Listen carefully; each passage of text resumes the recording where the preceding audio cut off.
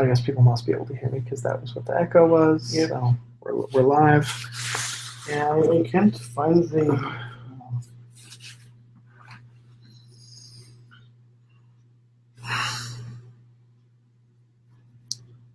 Oh, am I in the control room? There was an error loading your app. Live now, okay. We Zoom Hangout on air. Live control, that's what I want.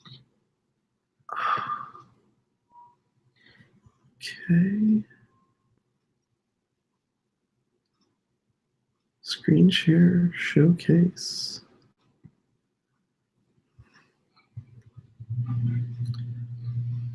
All right, I guess, should I go to Twitter and let people know we're here? Yeah. We can even put the FYI, everyone.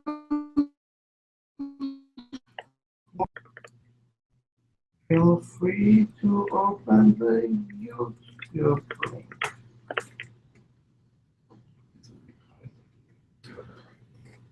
Oh, and another person joined. Maybe people just wait until the last minute to join. Hi, everybody. I have no idea what we sound like. Hello. Oh, wait, can you see it? They probably can't see us. They can hear us, though. Mm-hmm. All right.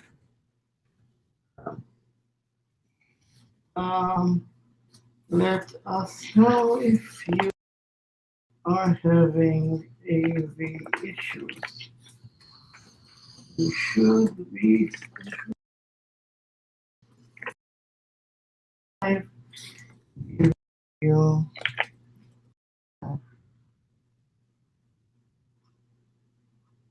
info on Twitter. Notice that we have found there is some delay for the stream.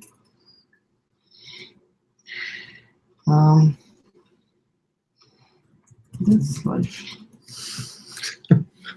All right, so. Okay, and All right. this we want. That is the thing I want. Okay, this is the thing. Yeah, probably full screen that. Do I? Yeah, that way, I mean, it'll keep us focused on the content. I can keep an eye on that chat Okay. stuff. So hopefully, if you're wanting to follow along, you already downloaded the Docker image that's right here. And there's even some instructions on how to run it. And as always, all the details are in Teek's webinar, GitHub.io. We have a link to the gist, which you can download. Make sure that you download the raw thing, and we upload to your notebook waiting for Docker. Let's try and get this to roughly in our field of view. We did expect 7 p.m. to be darker with that.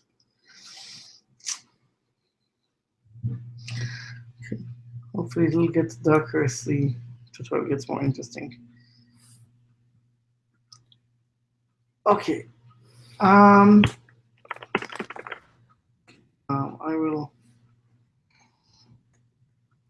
I'm gonna close this, and as it is 7 p.m., we're gonna start. Okay. So this tutorial is about creating and consuming modern web services with Twisted. You are free to just watch the YouTube thing without following along, but if you do want to follow along,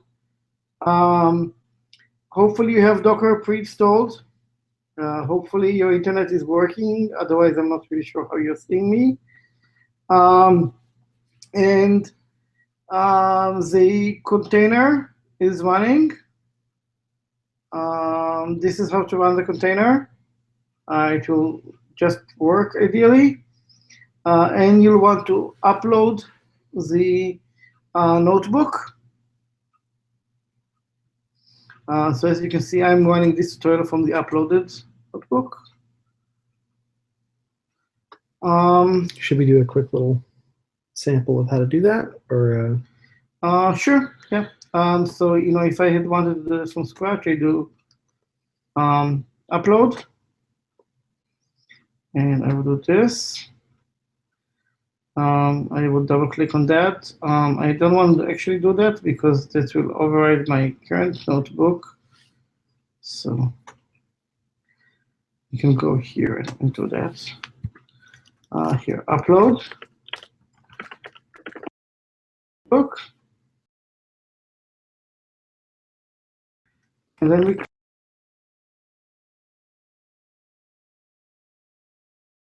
And obviously, you'd want to rename it before you open it. You can rename. Should we swap the mic here? Swap the mic? Yeah, I'm just thinking like maybe type. Well, never mind. Okay. Anyway, so you should be able to rename. I don't exactly remember how to do that, but it shouldn't be hard. If you're having issues, please shout loudly on the RSC. That is the best way to get your attention. If the issue you're having is that a cell down below is giving you trouble, that's because you're skipping way, way too far ahead. Stay with us. There's a lot to explain. If we seem boring, then you can, I guess, wait and skip to the end. But yeah, we were just, if we bore you. We did just fix some issues with the Docker image right at the last minute, so you do want to make sure to pull the most recent one. If you were too eager and prepared the Docker image too far in advance, we apologize. We like that eagerness, but you will have to refresh your Docker image. This tutorial is not set in our universe. It is set in an alternate reality, which is much friendlier to give tutorials in. In this universe, multiplication and negation are very computationally heavy. Most computers cannot perform them. They require special purpose hardware that's like in data centers, mostly exposed to web services. The most popular startup that has provided these things is Calculate Solutions, but using them is very expensive. So instead, we are running a minimal version, which is very slow because it's running just on a regular laptop on the Docker image that we have provided you with. So for testing purposes and to multiply small numbers, it works even if somewhat slowly. After indulging in our sci-fi fantasies, let's talk a little bit about some more realistic stuff. How we start up stuff. So the first thing we need to do is to set up a Klein application. Klein is the twisted native web framework. We are going to talk through what we're doing, but it is not that important in real life. Here we basically have to, pardon the pun, twist some things to get twisted to run inside Jupyter. Most of your life, hopefully, you will not be running on top of Jupyter, so you should be good. Often you have other startup concerns, right? Maybe instead of running on Jupyter, you're running on FreeBSD and you want to use the special FreeBSD loops or stuff like that. Usually you have some startup concerns. These startup concerns are very unique to the Tornado, but that's also very typical. Typically, your startup concerns are very unique. I apologize for the beeping. So this is how we connect all the bits and pieces together. We use the fact that Twisted can run on top of Tornado. We import Klein. We set up a resource. We listen. And after we do all of that, and I need to restart my reactor. Oh, yeah, live demos as always. Okay, and we're good to go. And now, just to make sure that we are indeed good to go, I'm going to define a route that says hello everybody.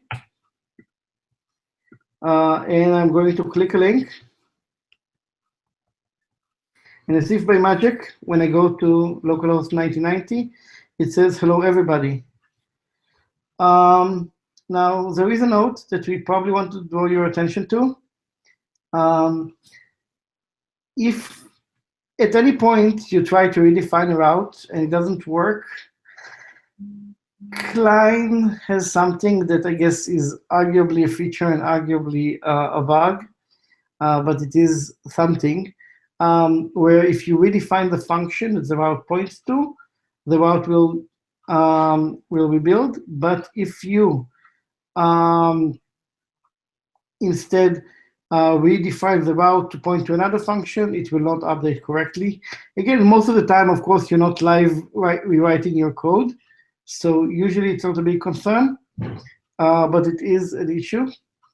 So the main thing that you got to watch out for here is just as you're going through this, if you're editing, you make a mistake in a cell during one of the exercises, just don't change the name of the function. Once you've decided that route slash goes to home, stick with home as the name for route slash and don't reuse it later on. And if somehow you made a very bad choice, you always have the option to restart the kernel. You already saw me restarting the kernel because I made very bad choices. Anyway, so that option is always available to you. And just to show you that this is truly live, we're going to change this. We actually have a question. Oh. So if you want to redefine route dynamically, that's exactly what I'm doing right now. So as you can remember, the original route went to say hello everybody, and I want to say hello to TX webinar. And I just click in it. So I redefined the function home. And because the function was already named home, this will work. And if I do a refresh here, hello guys, TX webinar. You're the best. Thank you all for joining us. In case we didn't already, thank you. Anyway, so this is how you define a route dynamically. Again, usually that's not a great idea to do in real life. But obviously for a tutorial, we want to keep changing stuff and see how that affects the output. So awesome. Yeah, so I guess our delay isn't so bad. Yeah, good. Okay, cool. Obviously, if you only wanted to put static information, you wouldn't be using a sophisticated web framework. For a sophisticated web framework, you want to dynamically do stuff, run complicated algorithms. In our case, the proxy for complicated algorithms will be uppercasing a string. So I guess maybe not quite. And I guess say my name, and as you can see, Mahmoud has just joined us. So to celebrate that, we'll greet him in Magic. This is dynamic, and here we kind of, if you're going to want to modify that.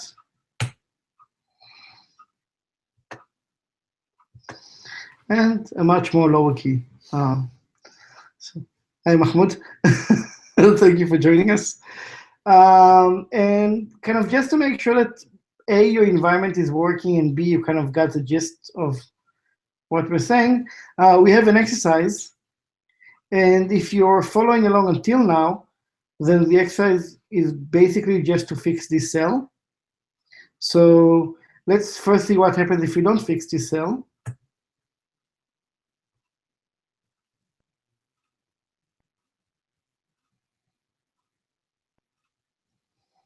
I don't think that this was a supposed behavior. Is the other routes working? Yes, the other routes are working. Oh, we really got everything that can go wrong will go wrong today.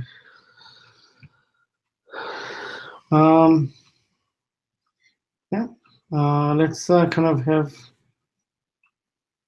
should return just the content, right? Like this should work. You know, not reverse properly.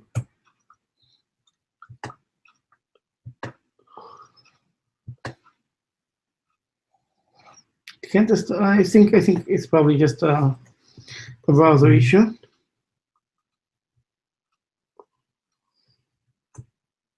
Yep. There we go. So again, if you have a bug, well, we didn't see you there, so we couldn't have known to greet you earlier, but we kind of put the greeting to you in the tutorial. You really can't complain, man. Anyway, so if you did not reverse correctly, you'll get incorrect input here. So anyway, we'll let you guys work. And let's give it like, I guess, 5 minutes. Yeah, if you finish the exercise quickly, let us know on IRC. That's the advantage. Yep. Hopefully the lag isn't too bad, and if everything is done, we can just move on.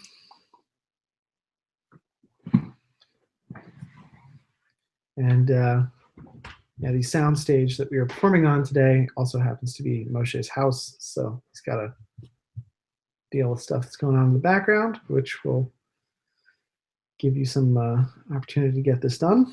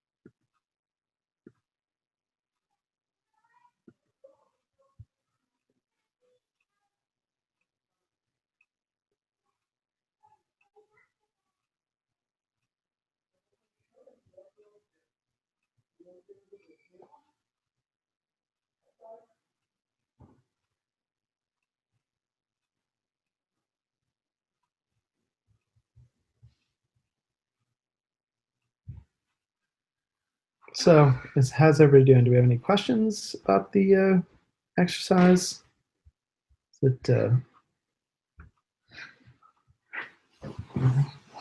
Okay. Yeah. Yes. Kind of maybe a quick poll. How many are actually working on the exercise?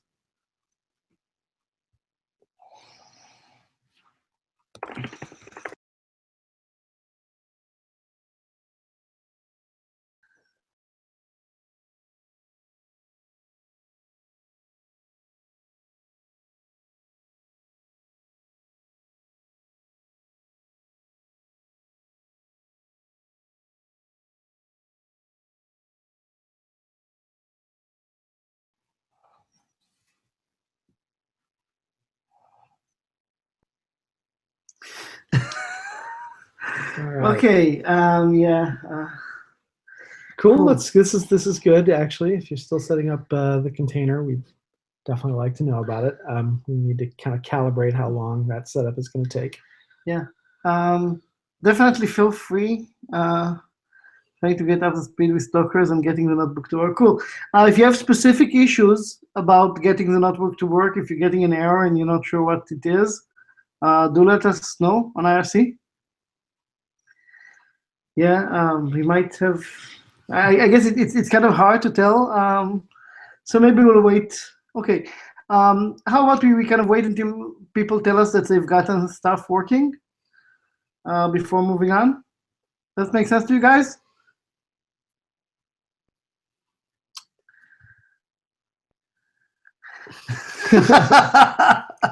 How do you execute the notes? So Shift Enter in a cell will execute it. And just right, yeah. Wait, what? We thought we did enough of that, but I guess it's always. So maybe again to get kind of try to get ahead before the question. The first thing you need to do after you set up the Docker and set up the notebook and upload the notebook, which might take you time in itself, the first thing you need to do in the notebook is click Shift-Enter in the first cell. If you don't click Shift-Enter in the first cell, bad things will happen because you are not going to be running the correct reactor with the correct Klein thing and everything is set up. So even if that looks like magic, that's fine because you don't need to understand most of the tutorial, but you need to click Enter in it to do most of the tutorial. If you're getting an error, like reactor already installed or anything like that, then you know you've done the wrong thing, and you just, at that point, you have to restart the kernel, and again, Shift-Enter here.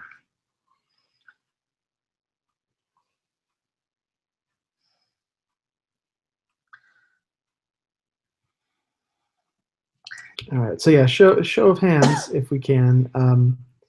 How many folks have the Docker container running and have the notebook up and running in it?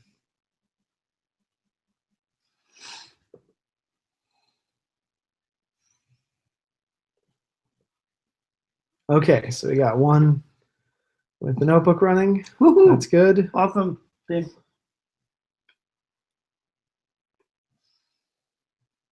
Also, and this won't matter in person, but if everybody could just say, I'm going to say Mark now. As soon as you hear me say that, just like say Mark on my IRC channel. Mark.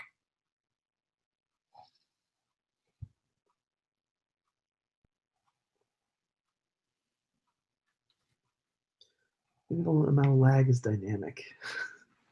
Okay, not too bad. Not too bad. 30 seconds or so, I think, is what I estimate. Awesome, guys. Yeah, but it is consistent for people. Okay. So cool. we're happy. Like, you're all here with the same 30 seconds delay.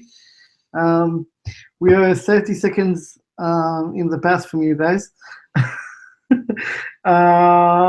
Yeah, unfortunately, the Docker image has not been optimized for size. Yeah, sorry if it takes quite a while to download. I am going to actually open a ticket for myself for that while you guys are working on that. Oh yeah, uploading the notebook is an important step. So cool. There we go. Where am I? Here we go. Optimize. Yeah.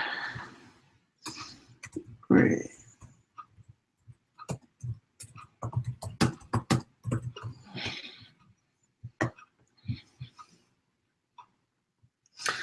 Okay.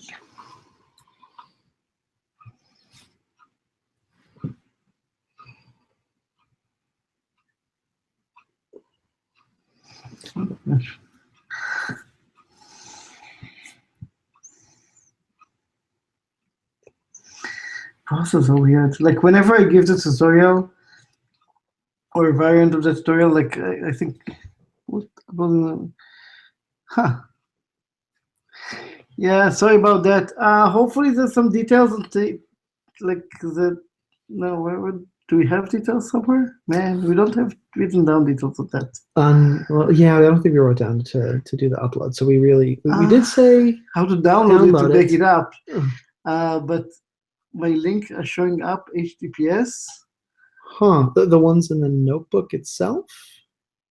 Dynamic resources. Are you sure you downloaded the right one? Checking into that. Let you check them. Yeah, weird. That interesting. Maybe you're running HTTPS everywhere in your browser. That's something we should really check for. Yeah. So lots of good notes. And I guess yes. So browsers are like the weirdest things, and quite possibly the fact that we have this tutorial, people using this tutorial as a way to, and then checking with the browsers is the most exciting part of this tutorial. Every time we give this, we find. Okay, that's. Nope, we definitely have a bogus HTTPS link in there. Okay, sorry about that. Thank you. Okay, I'll Can you open a bug for that? Yeah, sure. Just losing this the right window here. What water? Water? Okay. And maybe I've been doing most of the talking, but I definitely feel like we need to hydrate. Yeah. All right. So we actually, I guess as long as you're up, let's anticipate that I will need some too. I'm on the notebook server. Okay. So the thing about uploading the notebook, don't worry about it. We really should have started with like a sync at the beginning to make sure everybody was had it set up. You need to download the notebook from the gist, and then yep, as Amanda said, hit the upload button. Depending on what platform you're on, you may need to upload it and then rename it to remove a .txt extension. It needs to be named .ipynb. But then when you click on it in the file list there, it should open up and look a lot like it does on GitHub. But you should be able to hit Shift-Enter in the cells to run stuff.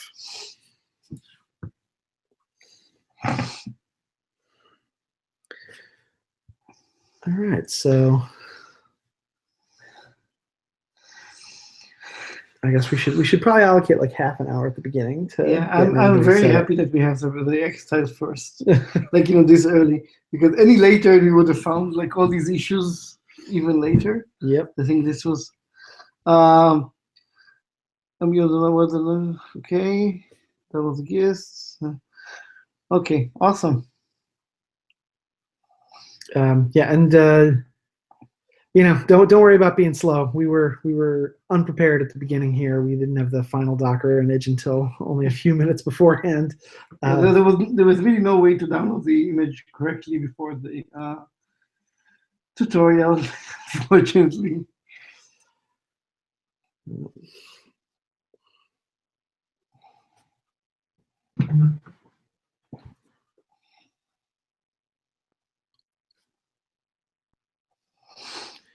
But okay, so right now we are still getting up to speed. If you are, if you have achieved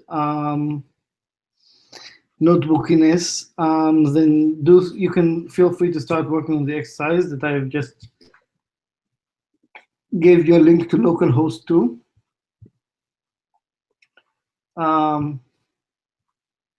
If you are notebooked, feel free to start working on the exercise. Definitely,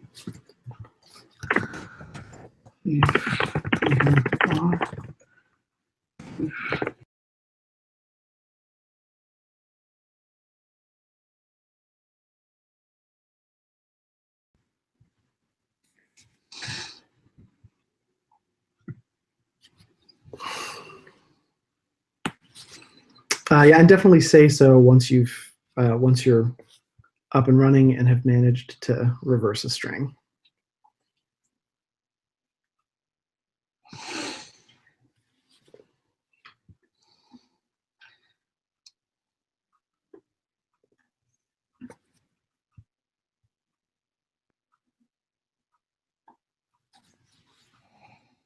All right, one down. Woohoo! Awesome. Cool. And Since we have proof that this is possible. Yep, and we're right about the 25-minute mark, so right about tracking time somewhat effectively. All right, cool. 2 out of 4, so. Give it an extra 5 minutes. Yeah, I think we'll definitely want everybody to be caught up, especially with the sort of first start. Yeah. Okay, so we're there.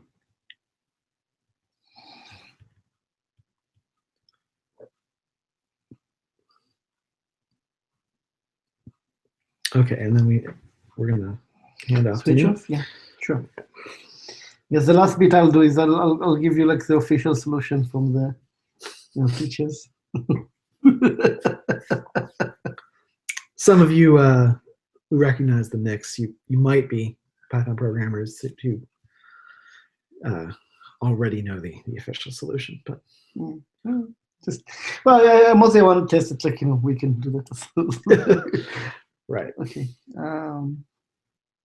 Should we just physically like move the machine? Yeah, that's what we'll do.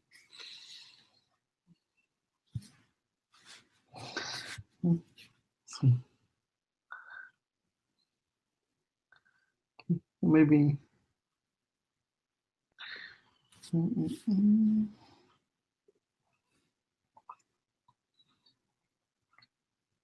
Second cell didn't work. All right, so you're referring to the hello everybody?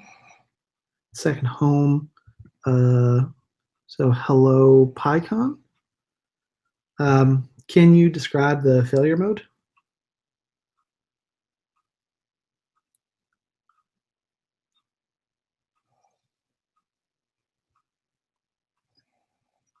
See, 30 seconds behind. Maybe you should ask on IRC.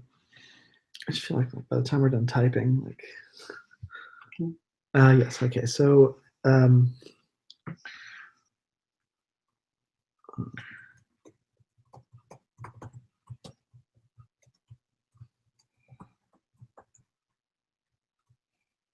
Oh yeah. So sometimes browsers don't seem to do the right thing with this. We're not really sure what the issue is, but it happens especially in Chrome. Yeah, and make sure that the link is the correct link. We've got a note to fix that for the final tutorial of PyCon now. But I think is that second link? I think the second link works for me. I think that one is fine. But yeah, if you double click on the cell, you can actually edit it in line. So if the link is wrong, you don't have to like manually edit it in the browser. You can fix the text. Oh, the reversible is HTTPS too? Oh. Yep. Okay, we should. Yeah. I wrote up the task as like check every link and not Okay, just good. the one. Awesome. That was maybe why it didn't work earlier. It's the link, not the code. Open the first link. Okay, cool. We screwed up the links. Sorry about that. Thanks for finding it for us. Thank you. All right. I think. No worries. Yeah, no problems at all. Absolutely no worries. Okay, I think it's time for me to show the official solution. Yay. Reversed. Okay, there we go. So yeah, as we are now at the half-hour mark, I think we're going to move along. But yeah, and I might need that USB 3 or USB-C power thing after all. We still have a couple hours, but all right. I'll go get it ready. Let's see, where are we? Okay, so we are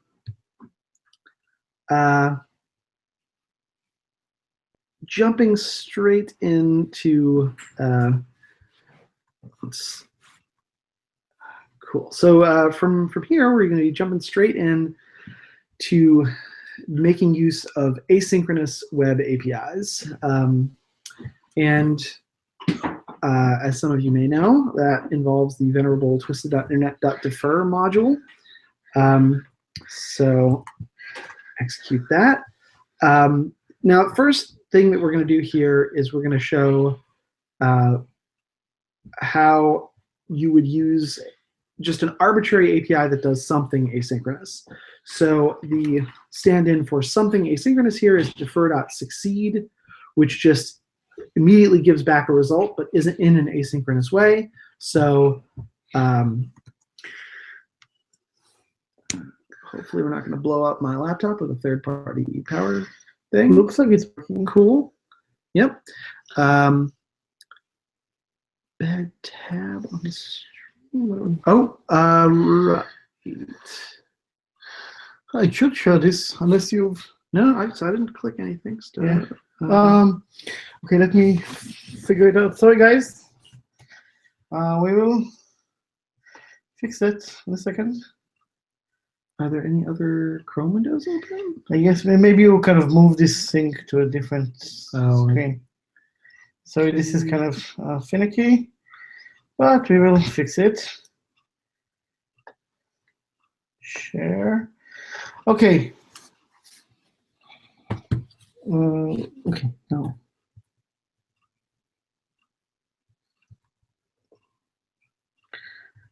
Here we go. Okay. And we're back. So cool, that looks like the correct window on the stream now. Cool, so saying again, we're going to import Krista already evaluated, as you can see from the little number in the the microphone is muted? no, so whenever you type, it mutes me. Because it's the microphone's in the laptop, so. Okay. All right. So we're going to be testing, we are showing what happens when you call an async API. Hopefully we're seeing, you're seeing us and not any Chrome windows. We need to do present to everybody problem. Jeez. I can, don't switch windows, please. God damn it. What did I do? Just don't, you keep that, I will Okay. present to everyone from here. Yeah, I don't think you can do that. Oh, because I'm not the manager? Yep. Okay, well, we'll do it. So here, I have to just lean over.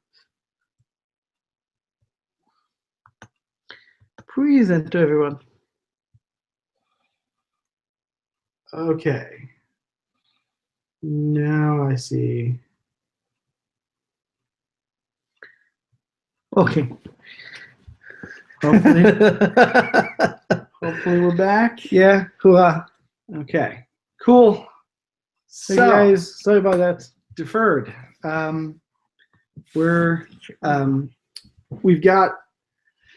We need to stand an API for do something asynchronously. Defer.succeed is a deferred, i.e. an asynchronous result that is just available immediately. So here we're going to take advantage of new syntax in Python 3.5 and later, which is the await keyword, async and await. So we do an async def to define our root, and Klein just sort of magically knows what to do with that.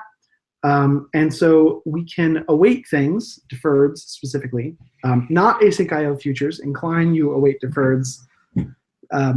Integrating with async IO is a separate tutorial.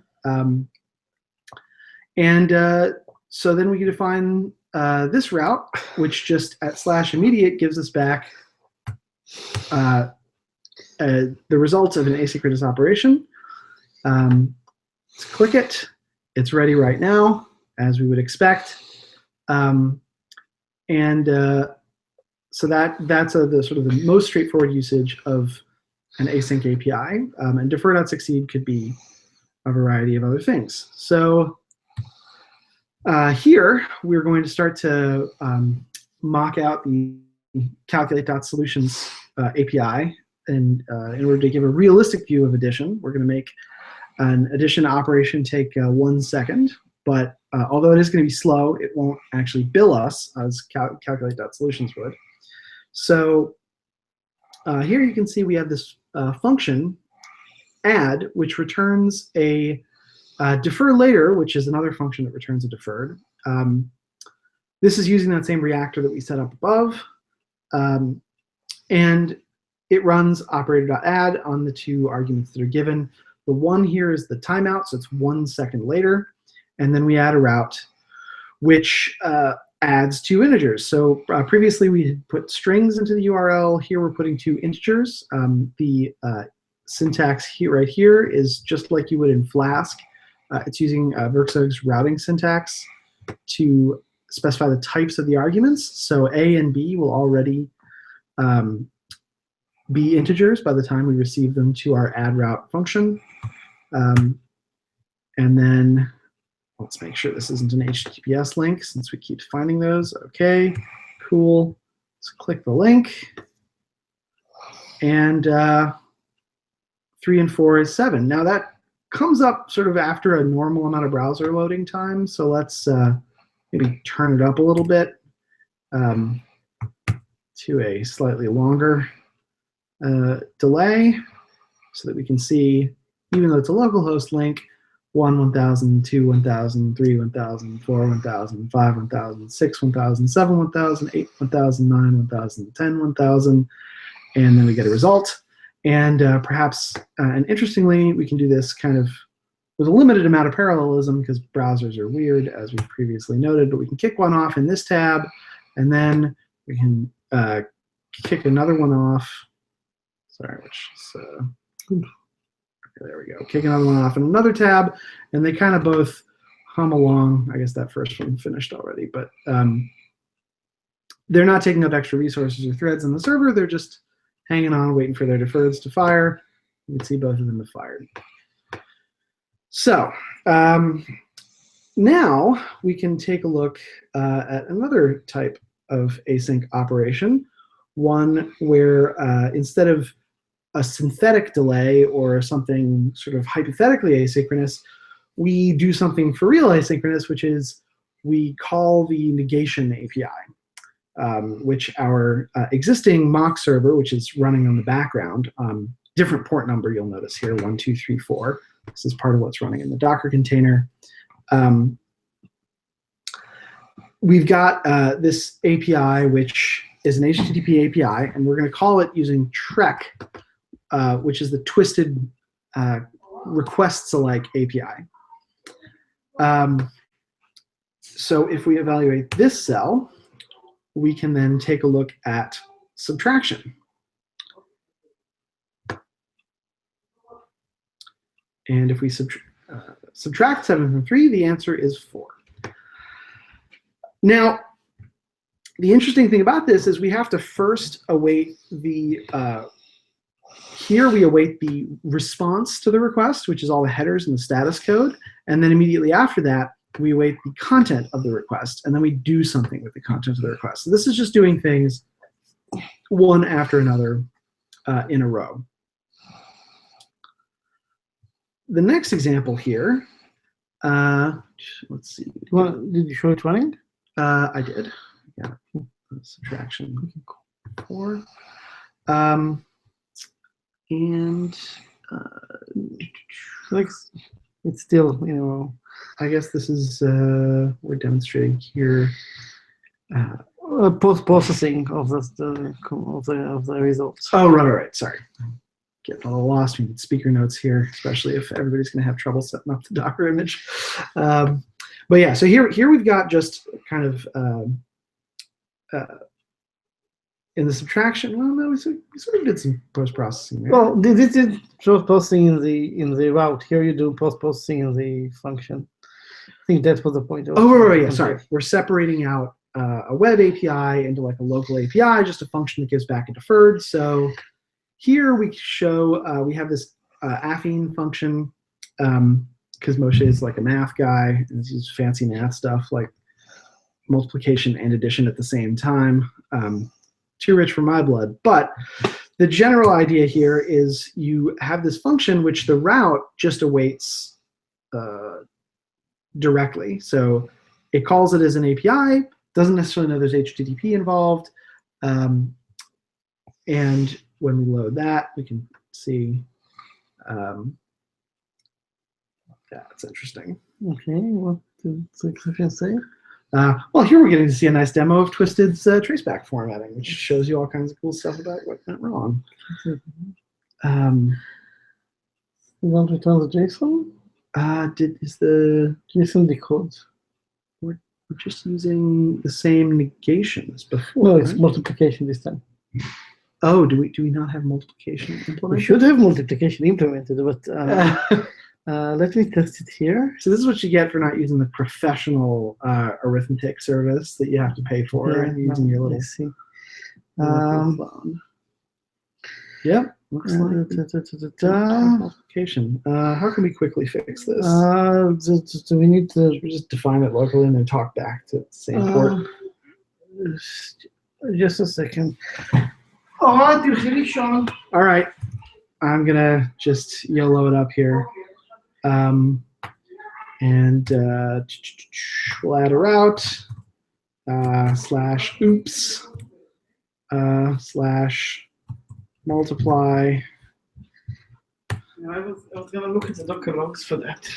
Well, I figure we can fix it later, but for right now, if we want to get it to actually work, we will add a new route. Def. The remote math is accepting. This is like the issue here. Okay, so we'll file another ticket for that. But multiply is going to take a request because it is a route. It's going to, yeah, I think that's the problem.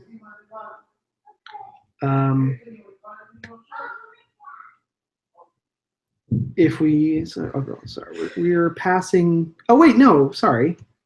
One of our JSON.dumps empty, is that right?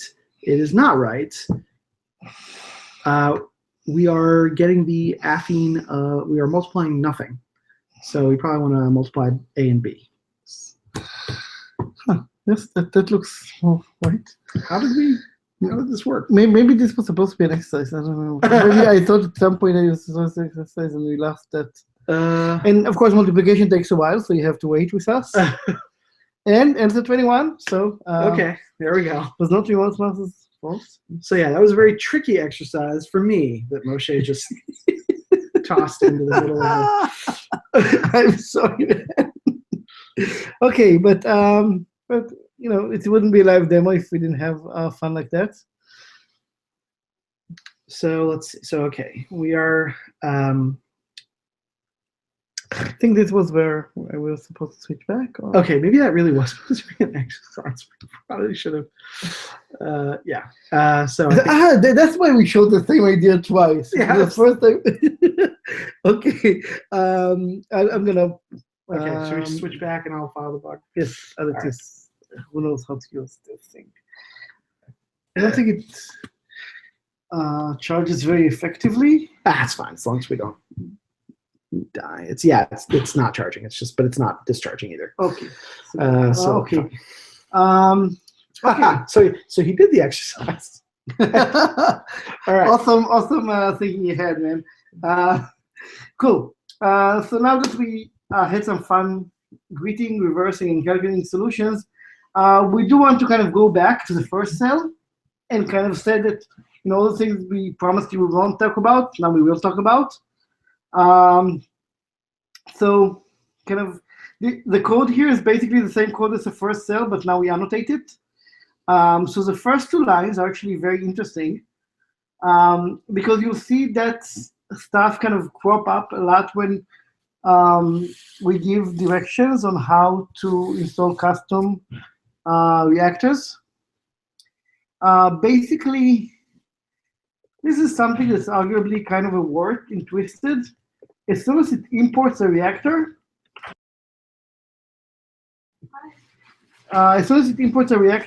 then that the way we like Twisted has already used some heuristics to choose a reactor, and that is it. This decision is frozen.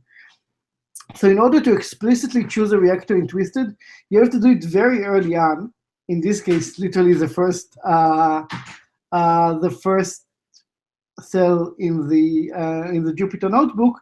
You have to install the reactor. This is an example of installing a reactor. This reactor, which is basically the internal Twisted event loop, so Twisted has its own code for an event loop, but in this case, instead of using that, it basically offloads all the hard work of being an event loop to the Tornado event loop. And the choice here for Tornado is not accidental. Tornado is the internal event loop that the default Jupyter Python kernel uses. Now, we could have chosen to write our own Python kernel with Twisted, but instead we use the default kernel because hopefully like this was easy enough for you guys to install and probably would have been about 5 times harder and more error prone if we had. The Twisted community's NIH is bad, but it's not that bad. So, and fair enough. Anyway, so we use Tornado and we install the reactor on top of it, and that is why we have this, as an example, right, like the affine transform, working in the same time that you have like a nice Jupyter notebook working, and they all work at the same time on the same kernel because they're all sharing an event loop. Jupyter is using the tornado event loop natively, and Twisted is using it with a layer of abstraction in the middle. So this and this is the reason why we do that, and we run like a little bit of code before we do other imports, even though it's kind of considered bad style. It is bad style, but unfortunately necessary, because once we do from Twisted Web Server import site, something there from an import of an import of an import will import reactor, and at that point the decision to use the native reactor will have been done, and we can't use a tornado platform. And then we could probably like improvise something like running our own reactor in a thread, but that would be ugly and annoying and like would not serve our needs at all. Then we import some other things that we need. So these are all kind of Twisted imports. They're not very interesting in themselves. This is nice. So basically, Twisted uses description strings like this. Yes, highlighting is not going to work for me here. Like this, it is description strings to indicate on what to listen. This, sorry. This is about the simplest of this description thing you can imagine, just TCP colon 1990. You can add more details, like say you only want to listen port 127.0.0.1. General, a good idea here. Might not work in all Docker. In all Docker installations. And then once we have the description string, which is literally just a string, we create an endpoint using the server from string function. That takes a reactor, because that endpoint knows how to listen. It also needs the event loop handed to that, and the description, and it returns an endpoint.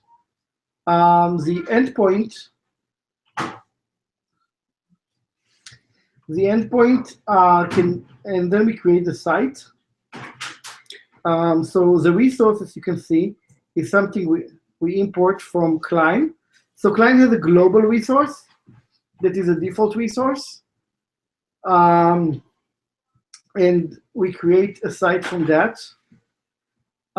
In real life, and actually later on in the tutorial, we'll actually create a site from, no, we won't create it, but we will create our own resource to test. But here we just use a default resource. And the reason that Klein has a default resource, this is kind of an important little nuance, is just that that default at route that puts your function into, like makes it routable via HTTP, that's putting it into an object. And since I guess we've got a question about what a resource is basically a thing that responds to HTTP requests in Twisted.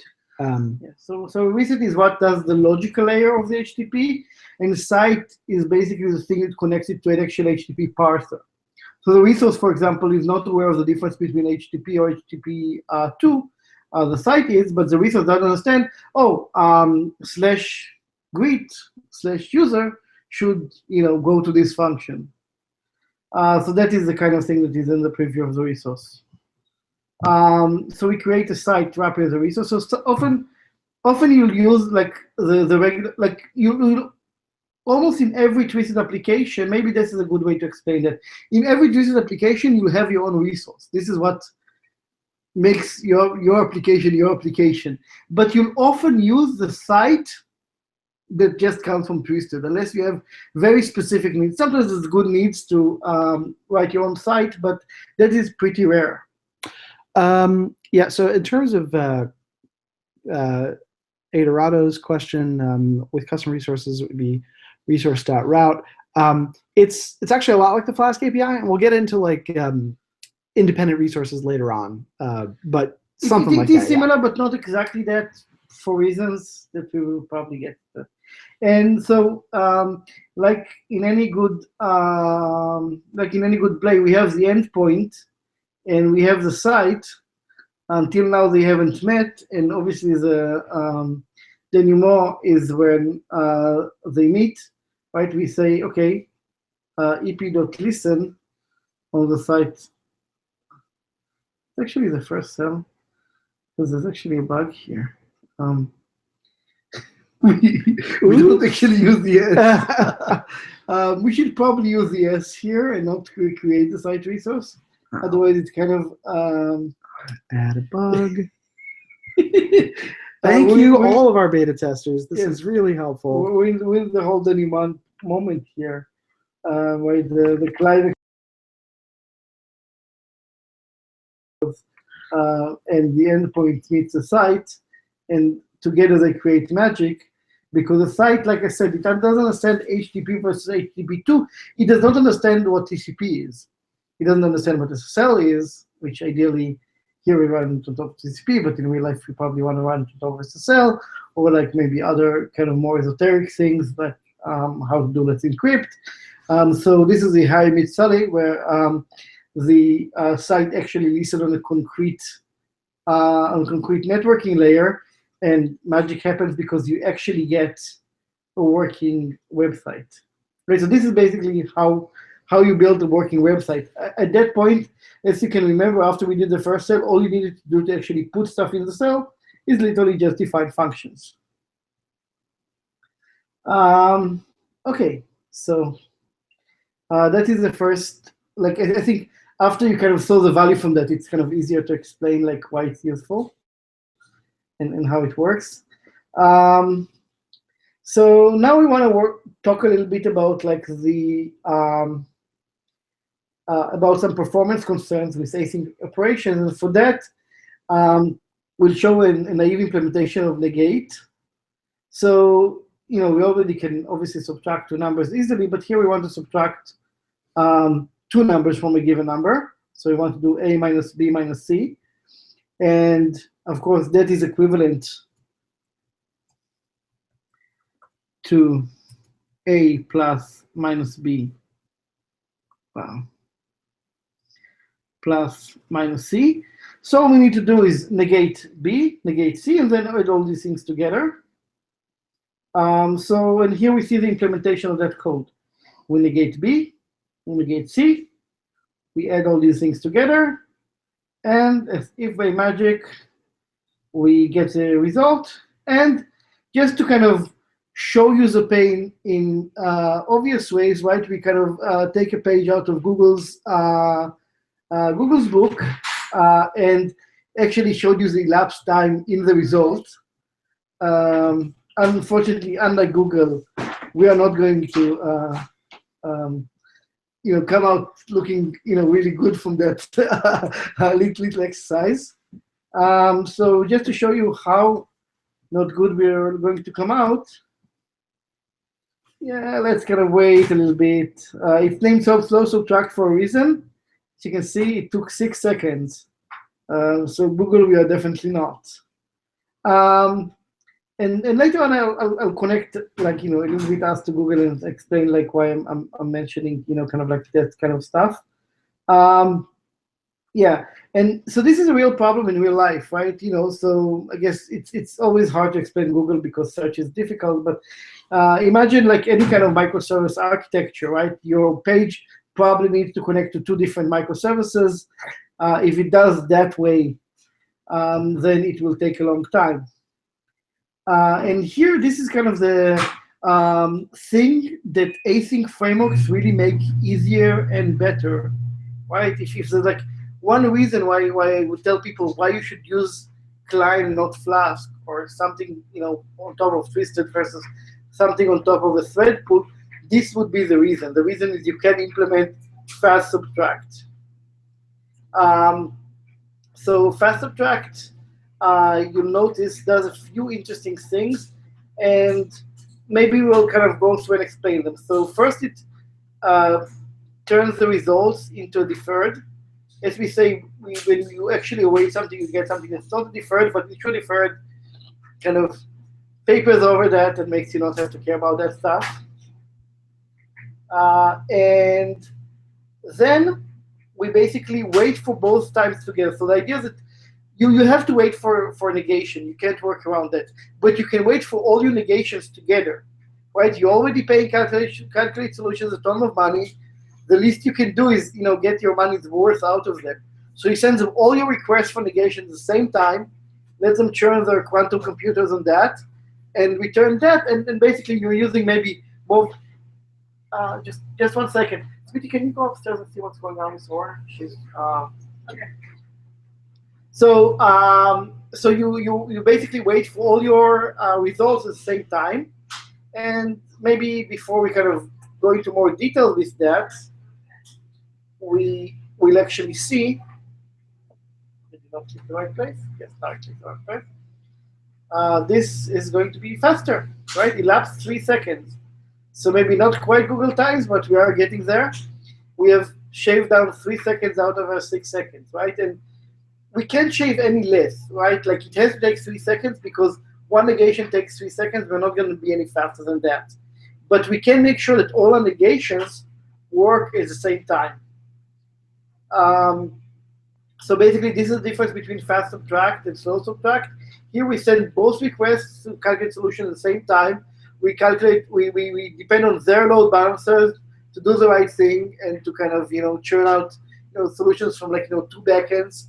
And we don't have to care about that, right? And this is the, again, this is typical in microservice architectures, right? If you want, say you show a shopping cart and you have the price for 2 items, you want to send like to the backend the thing that calculates the price because it has to take into account like, customer discounts and whatever.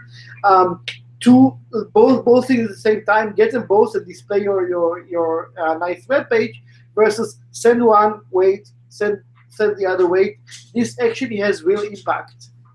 Here exaggerated for somewhat comic effects. Hopefully comic.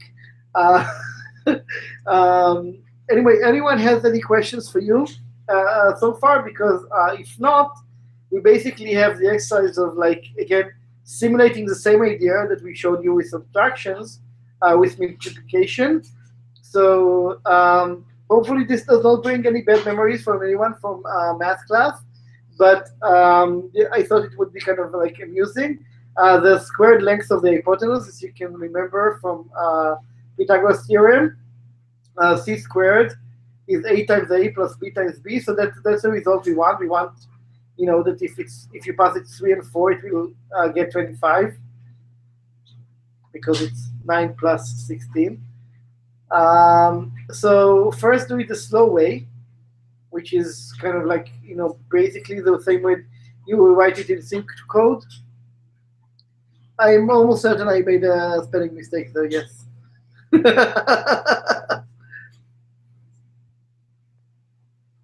Multiplication and negation are supposed to be slow. Yes. It's a very interesting alternate reality. Yes, so no, I'm almost certain I made a mistake in writing that. Okay, so anyway, we get my bad spelling aside. We get to write the SQ hype. That should take, I think, 10 seconds, because one multiplication takes 5 seconds. But if I'm wrong, you'll tell me. And fast square hype is supposed to take 5 seconds, because you'll use the same way we shaved 3 seconds, you'll shave 5 seconds. So you're going to be even better than me, hopefully, by the end of the tutorial. And I think I'm going to, while we're waiting for folks to have questions, perhaps, there's one note that I wanted to make on that section, which is we glossed over it a little bit, but if you'll notice here, the ensure deferred function, there are kind of 2 types that you end up dealing with when you're dealing with Python 3 coroutines with async and await syntax. One is, well, there's 3 types. One is the sort of high-level wishy-washy type called an awaitable, which is a thing that you can await on. But awaitables are composed of 2 other types. One is coroutines, which is to say any function that has async def in front of it. Oh, yep, you are absolutely right, Tim. SQHype should have a request as one of its parameters. Yep, and the fast one as well. So thank you for that. This is an exercise anyway, so you get to change that code. So, thank you, Tim. Okay. Wow. So yeah, but so what ensure deferred does is it just converts between a coroutine and a deferred. In a twisted program, deferreds are themselves awaitable.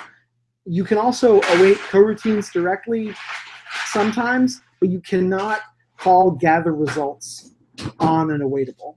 Gather results doesn't await stuff. It turns multiple deferreds into a single awaitable or deferred.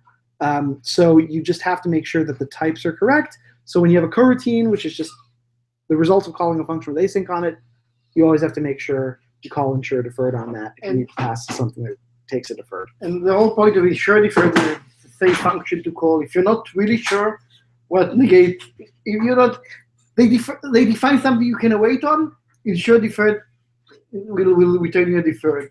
So it's the same thing. So it's even if they return deferred, ensure deferred is the same function to call. So that basically allows you to not have to care about that. Yeah, this is patterned on async IO's ensure future, which does basically the same thing. I did not know that.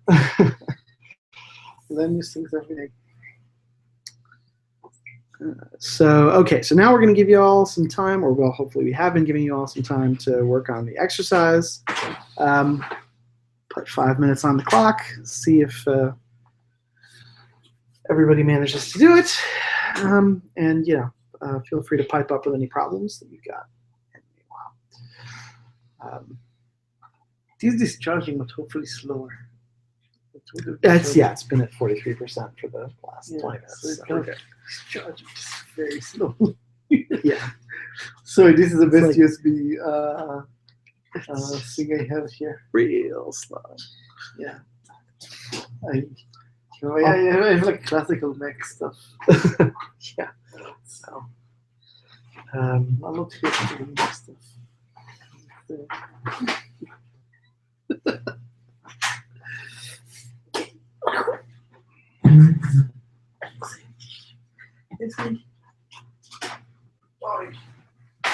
Done? But they are doing exercise, so we can I got you a geeky t-shirt. Oh, thank you. I don't know what it is. Nope. Yeah, you can. Surprise you? Yes.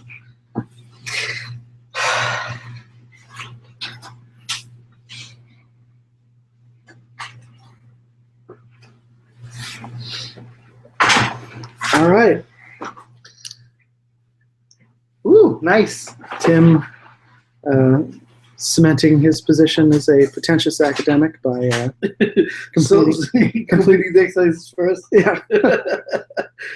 Too many years of having to do it in real life, or real life because it's academia.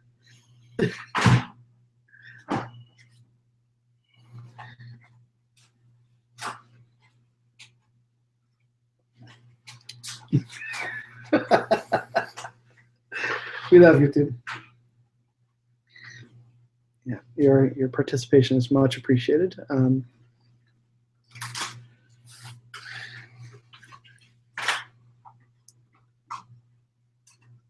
Oh, good point. No links.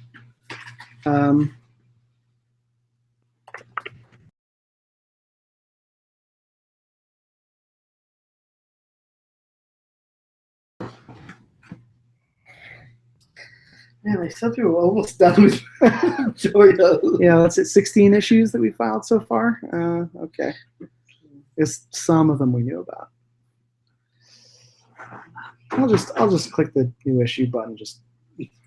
I'm assuming I'll have something to type in the next couple of exercises here.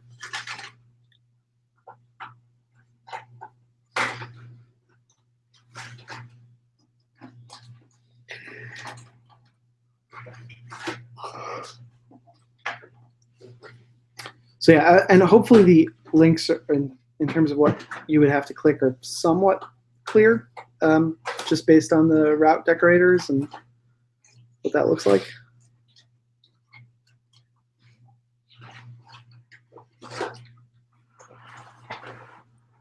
In this case, you can probably type the link to the Yeah, I guess. oh, I thought.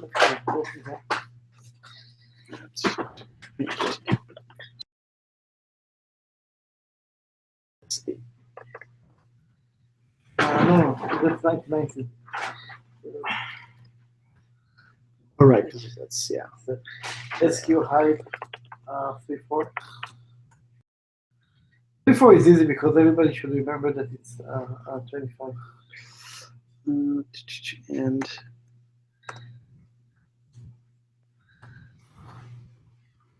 And yeah, if those numbers that you get back from those two URLs are not the same, then Or not both equal to 25. You know that you have an issue here. It's the first Pythagorean.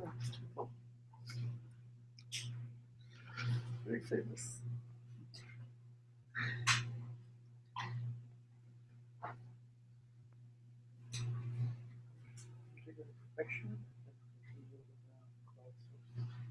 all right, cool. And unfortunately, we can't do that live because we don't have.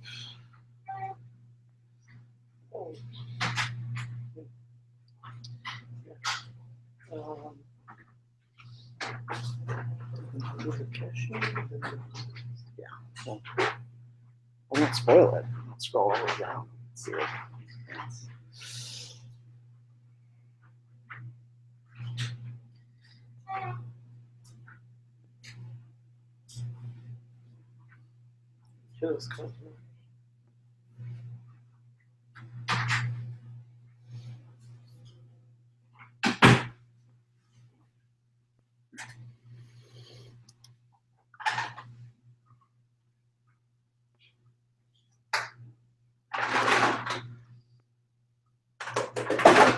So I think we passed our original 5 minute point. I think we still have two. Not there. 802. Okay, but so yeah, is there an important reason to use gather results instead of awaiting the object return from ensure deferred? We've got an audience question. So if you look at here, right, that's a good question, and that's kind of subtle. So you look at there's two objects returned from ensure deferred, right? Like from two different ensure deferred, right? This is d minus b, like which is the deferred that will fire with minus b, and this is d minus c, the deferred that will fire with minus c. There's two deferreds. What gather results does is it takes a list of two deferreds and it returns one deferred that fires with a list of two things, and it only fires once both of these things are fired. There's some things happening in the error case which are not really interesting to talk about for kind of the main idea here. And the main idea that if you had awaited here, then you would not get to tell calculate solution to calculate the negation of C on your behalf first. So this way, we send both requests out, and we only start waiting after both requests are sent. And what this gives you is basically, we'll kind of actually kind of talk about some of the implications of that slightly after this, but what this gives you is the ability. What this gives you is the ability to basically make their cluster churn out more for you, right? So if you imagine every negation taking up like one quantum computer, and they have like whole classes of quantum computers, this basically gets them to fire up two quantum computers on your behalf. And this is again, this is a lot of these things here are real things exaggerated for comic effects, and this is a good example, right? Imagine that you're in a microservice world, and you're connecting to the microservice that calculates the shopping price.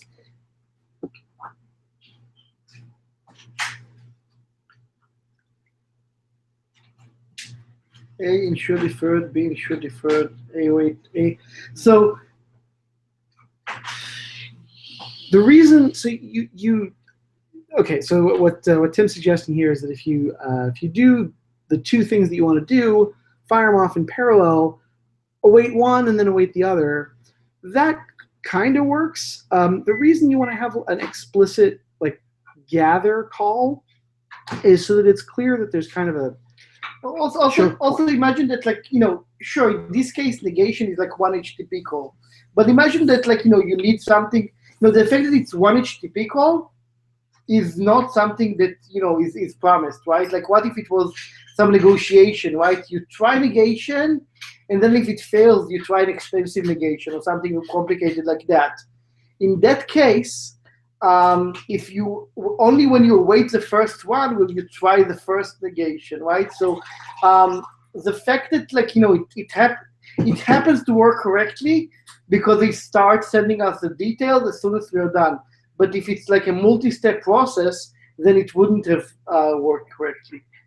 And then the fact that negate, at the low level is one HTTP request, it happens to work. But imagine that, like, in real life, it needs to, like, authenticate to calculate solutions. And if the authentication token is wrong, it needs to refresh the authentication token and refresh it or something like that. And again, that is the kind of thing that happens a lot in real life, that you want to kind of square away in, like, the function negate and not think about it while you're writing, high-level operations like fast subtract or square of the hypotenuse.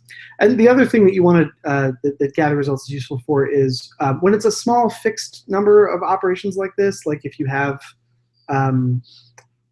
just you're calling negate and then negate again, you've got these just two things. But once you have n operations that you want to wait for, it's possible to implement that as like a for loop where you like loop over a list and stuff all of the things that you just awaited on into a second list.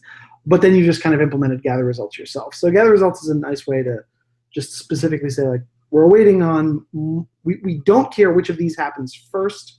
We're not going to await on them in some order. We want to await on all of them at once. And this becomes even more interesting once you start having things that, like the authentication flow is still ordered that Moshe was talking about, but there are other flows that are potentially not, where you have kind of multiple gather results feeding into each other. And it's just easier to organize it in that way, where you have this sort of notion of, like, branch when you fire off all your requests, and then you join back by calling gather results.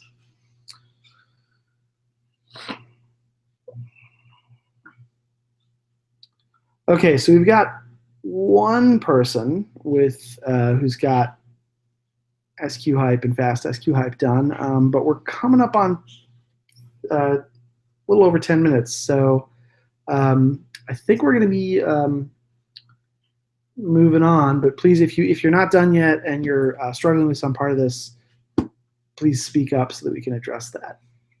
Otherwise, please raise your hand and just let us know that you're through the exercise.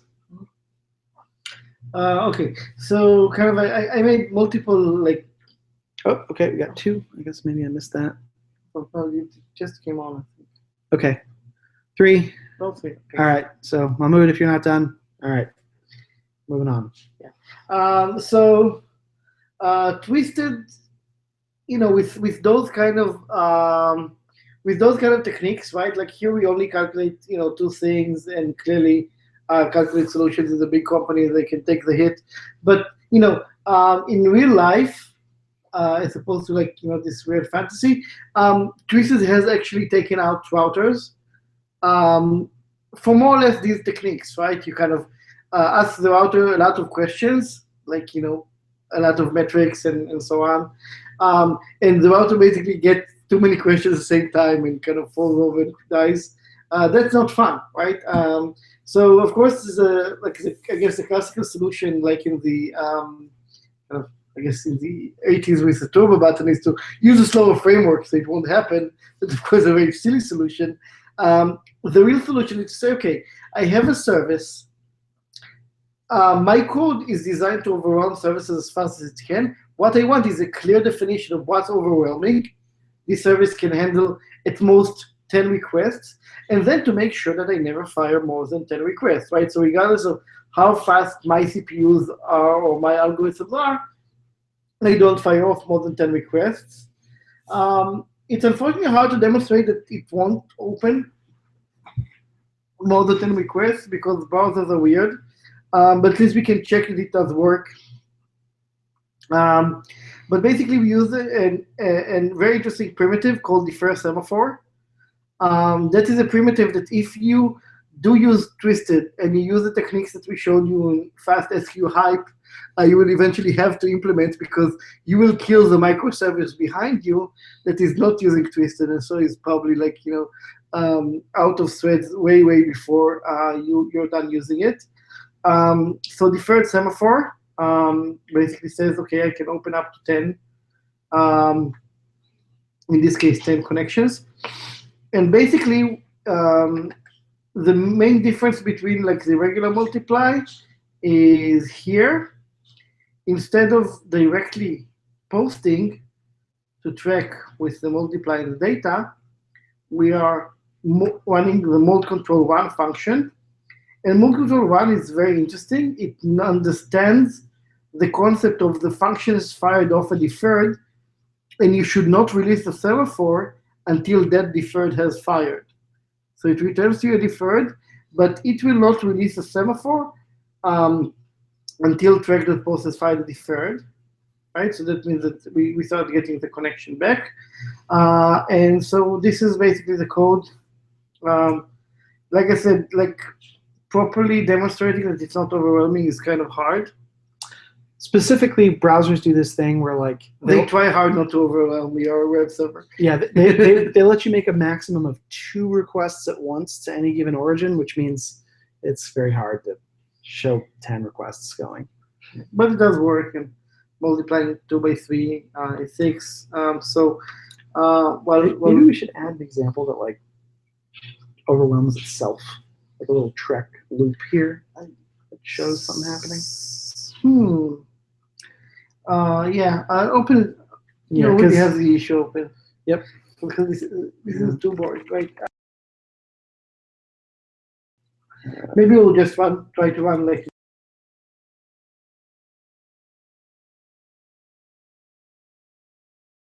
This example, it's a little bit tricky to see, but you've got that for an individual call to limited multiply, nothing will be different because it'll just run track.post immediately.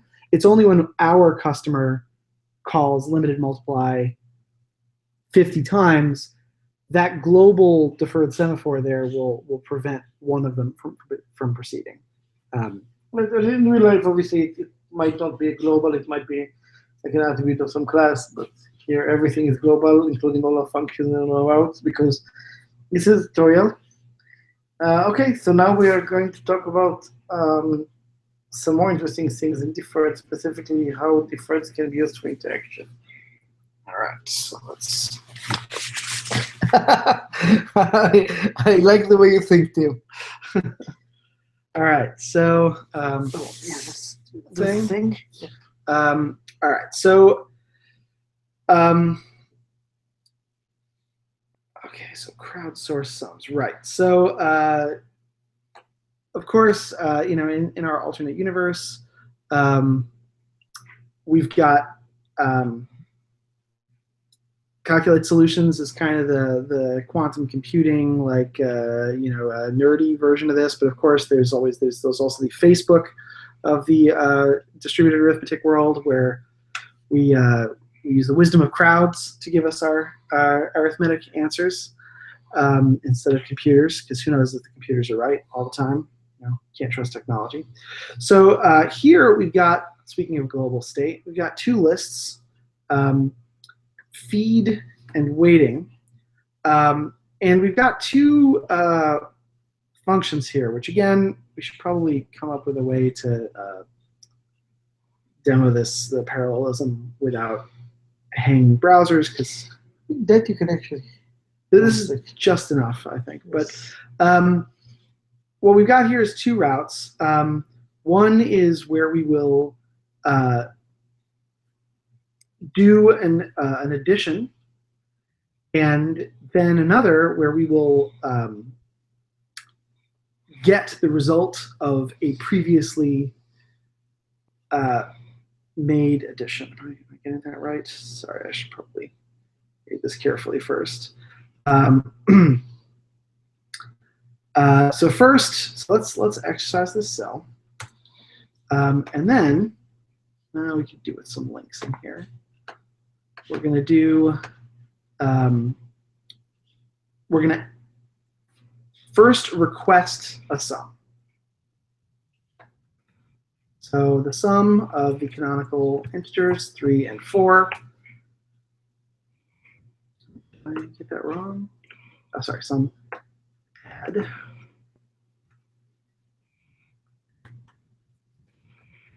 So we have asked to add 3 and 4. We get back thanks right away because we have enqueued that. 5 and 6 are also good numbers. So there we've put those into the queue. And now I'm going to open another tab.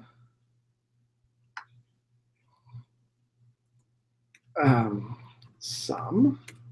It's just slash sum, right? Mm-hmm. So that gets our first sum, 3 plus 4 equals 7. And then our second sum, 5 plus 6 equals 11, because those are both queued up. And now let me ask for a third sum, which there's no sum yet, so our browser will happily wait until one is available. Someone else can then come along and suggest the sum 9, 10. And having made that request, that then causes the other request to finish immediately, because now it has a result that it can present. And now in a third tab, we can show what's going on with that service. Sum admin. So right now, nobody's waiting, and there's no feed. If we stuff a couple of 9 plus 10s in there by reloading this page a few times, then we can take a look at the admin interface and see we've got a feed waiting where we've got the sums pre-calculated. As we drain it, we can see that that list is shrinking until it gets to be empty again. And then once we add a waiter there,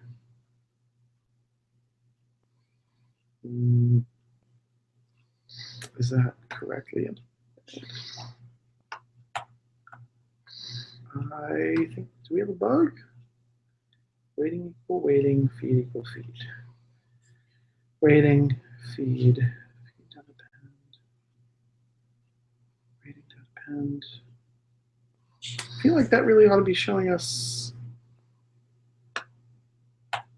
at least one. Oh, this isn't setting. Okay. Speaking of web browsers being interesting. Oh, fuck. Yeah, totally forgot about that. So first, let's clear this out so we don't have any weird state. An open issue. Yep. But for those, the astute among you may have realized the problem already. On the admin interface, let's just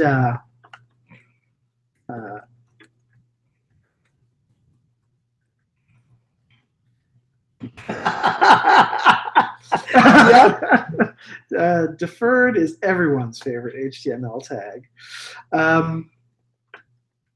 So it's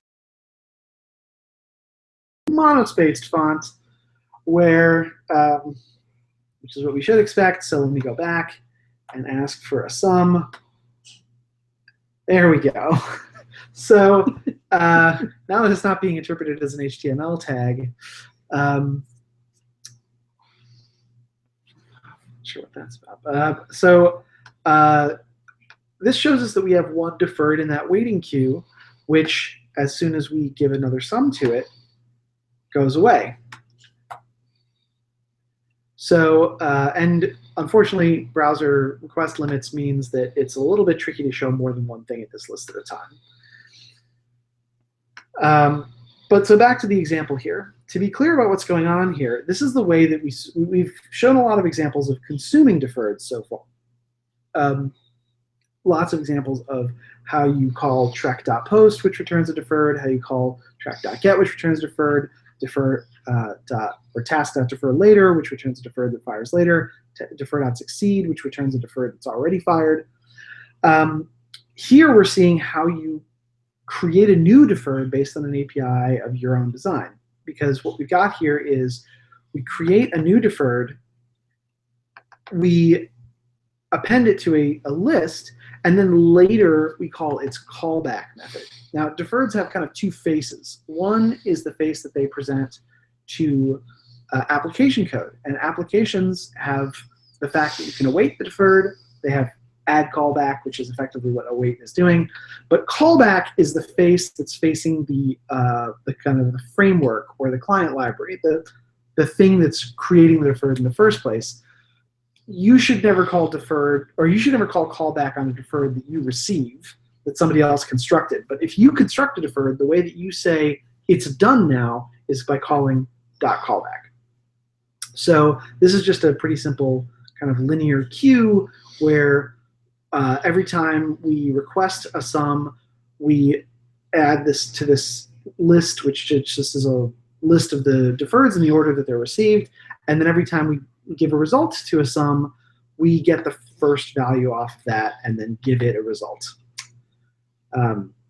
So this here is an exercise where rather than just getting this like single queue of sums from everybody, we want to have, when you request a sum, you give a sum to the next person who asks as well. So the exercise is that the correct signature? Just string? Oh yeah, no, that should be fixed. So that should probably be Two integers. A, int B, and as was previously pointed out, request A, B. So it's a challenge to test these because we don't want to solve the exercise. Yeah, I guess we should have. Yeah. Anyway, so if everybody could try to implement something that gives you the answer to someone else's sum, make sure not to give you back your own, because what fun would that be? Just get an answer to two integers that you asked for the sum of.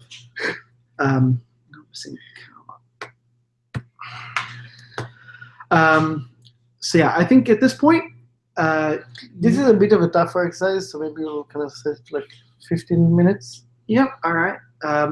So yeah, please raise your hand when you're done so that we know we can calibrate the difficulty here. Say 8:30 is when we started this one.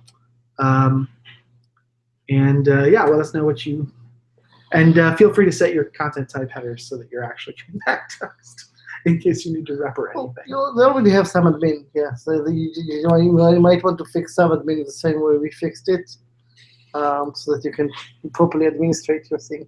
Yep. I like having admin interface. I like having non-buggy interface more, but Yep. it's nice. I think it was a good foresight to have an admin interface. But yeah, operational visibility is a big concern when you have event-driven systems, because there's since your requests aren't always just blocked and everything isn't in the database, it's kind of useful to, if you do have these little bits of local state, to be able to inspect them. I guess one side, the flip side is that merely by kind of blotting a few variables to the screen, ideally escaping them properly, you get a lot of admin visibility to the stuff. Because your stuff isn't in the database, you already have like your entire state that if you just show it, kind of properly HTML escape, you have good visibility into your thing. Don't need to kind of troll all over Cassandra to figure out what's going on with your application. Yeah. Not that I'm blaming any specific agents.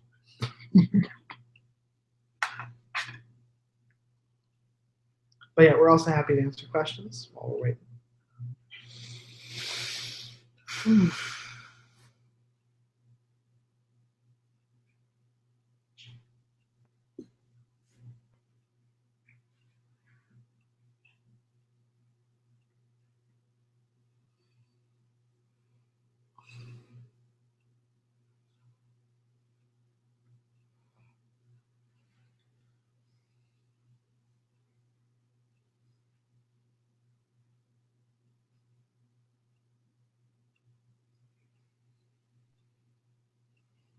So let's see, how are we doing for time?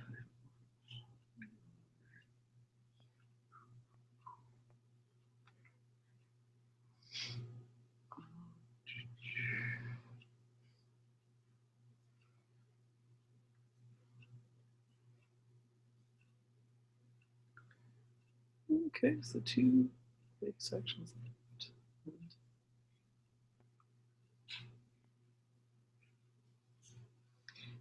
So we were kind of like halfway through the allotted time for the tutorial. I think we should be good. These cells are going to go super fast because they're all part of kind of one example.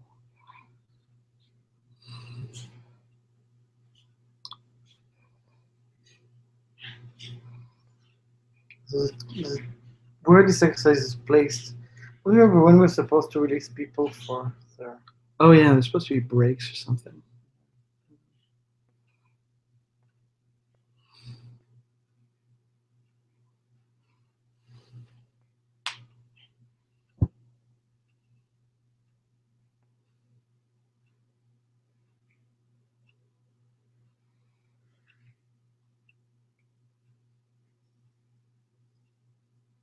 Yeah, this is. I feel like the pro live streamer experience would be like, I don't know, you have music or ads now or something.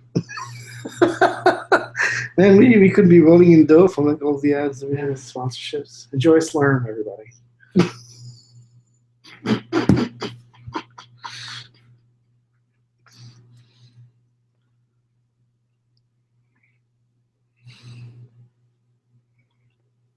Done. Think I got it. All right. Oh, nice! Yay! Cool. Within seconds of each other. All those years in academia really have.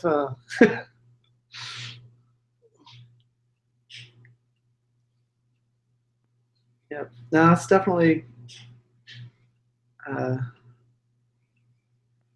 bioinformatics and wet lab biology are good preparation for Twisted. Creating hideous abominations that should never leave the laboratory. I'm not sure that's technically what they're training them for, but okay, done. All right, so we got two complete, and one person was eating. All right, so wow, I guess yeah. So you were thinking this was a harder exercise? Yeah. I was thinking by this point we have people who are already experts, so then they're not going to need as much time. Yes, you were more right than me, so that is good calibration. All right, cool, awesome. So I guess now we do the thing. Yep. All right. Oh yeah.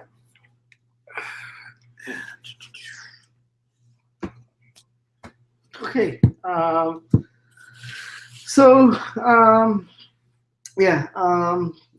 I remember when I originally wrote, I had the idea for this cell and wrote it, and I was like, man, I should show caching. Caching is easy. I should just cache it. So caching is not easy. The spoiler. Yeah, we should have the official answer reveal. I don't really have a good answer. Yeah, if we had a good answer right away, we probably would have gotten the signature for that one right. Yeah. But we'll think about adding that to the final tutorial. Yep.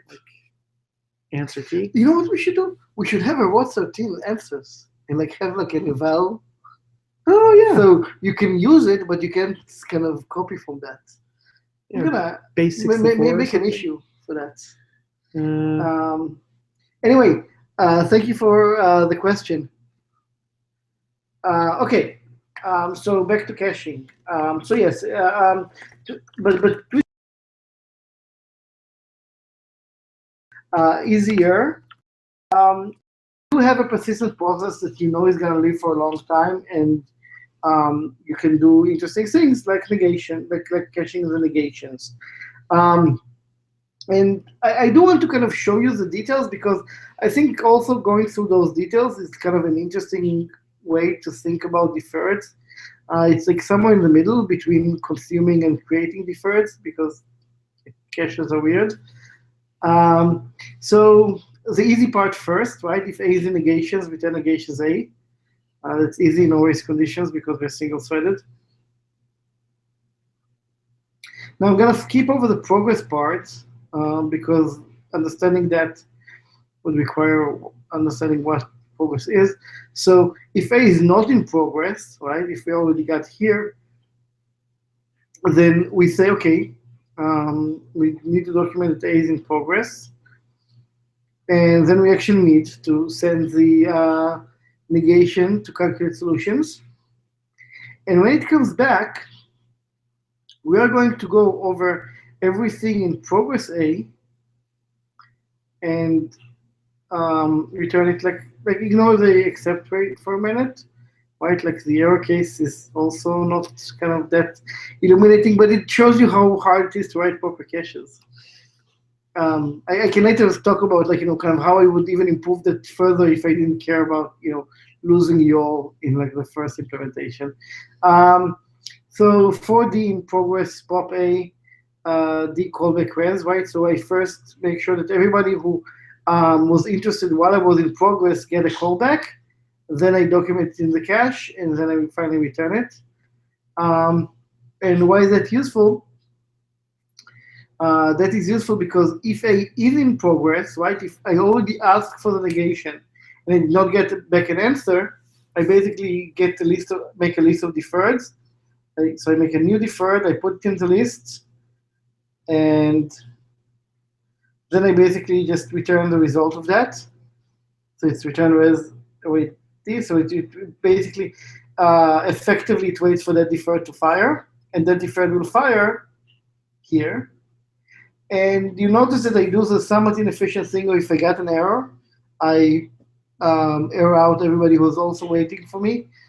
You could think that if I got an error and someone was waiting, I should probably ask again because I did kind of promise to ask again on their behalf, and like I should not error out. So caching is really, really hard. That is an implementation of a cache that is for mathematical function, so it never needs to expire. And I haven't even dealt with expiring things for memory issues, and even that implementation is pretty complicated. But it is probably way, way easier than if I had to also think about race conditions everywhere in the middle. Like the only place I can race is pretty much at the end here, and I already know about that, so I don't care about that, right? It does not manipulate any data. So it's very easy to see that between the await and the return, there's nothing interesting going on. I could literally just do return await D to make this even clearer. I know, that's kind of a code style issue, but the important thing is no logic happens here. So, and this is the only potential place for any kind of threaded stuff, right? We can easily see that between these two awaits, there's also no processing of progress or of negations, so it's safe to wait here, right? And this is like one of the things that are nicest about Twisted. You need to learn this skill. It's not a trivial skill, but it's how to read code for kind of safety. You know where the unsafe parts are, right? Like anytime there's an await, you basically go elsewhere. And you want to ask yourself, well, did I already update all the data I was going to update? So this is really interesting and nice, and this shows you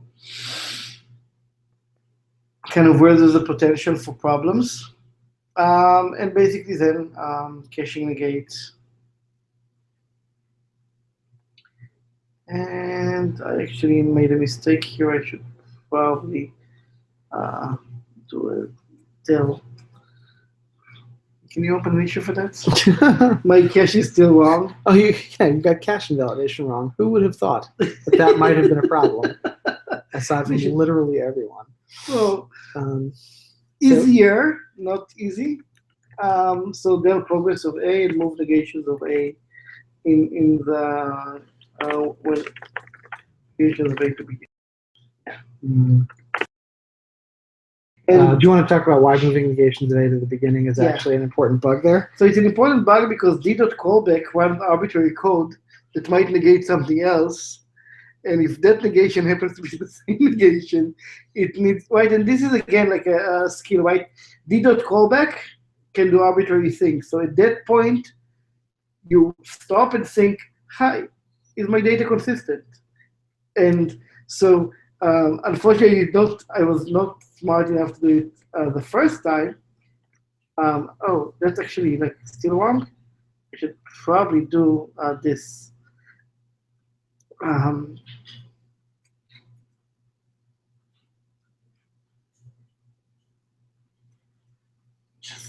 that looks more correct. No, it's technically the same, I think. But No, because I delete them in the same time.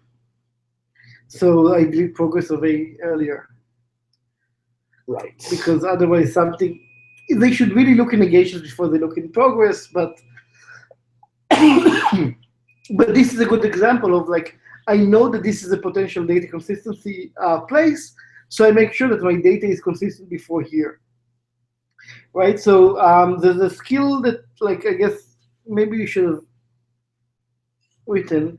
Yeah, well, okay, I'll remember to kind of fix it correctly, hopefully when I do that. But the skill that I'm kind of referencing here is basically Twisted doesn't have threads, right? Like, it does have threads, but by default it doesn't run things on different threads. But what you do have is basically still interleaved call, but that interleaving happens explicitly. It happens explicitly with await, or it happens explicitly with calling callback.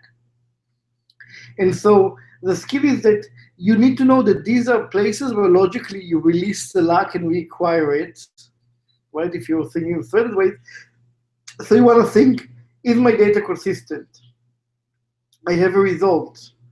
Is that result already negations, so that when I call back, I have things like now this is not in progress anymore.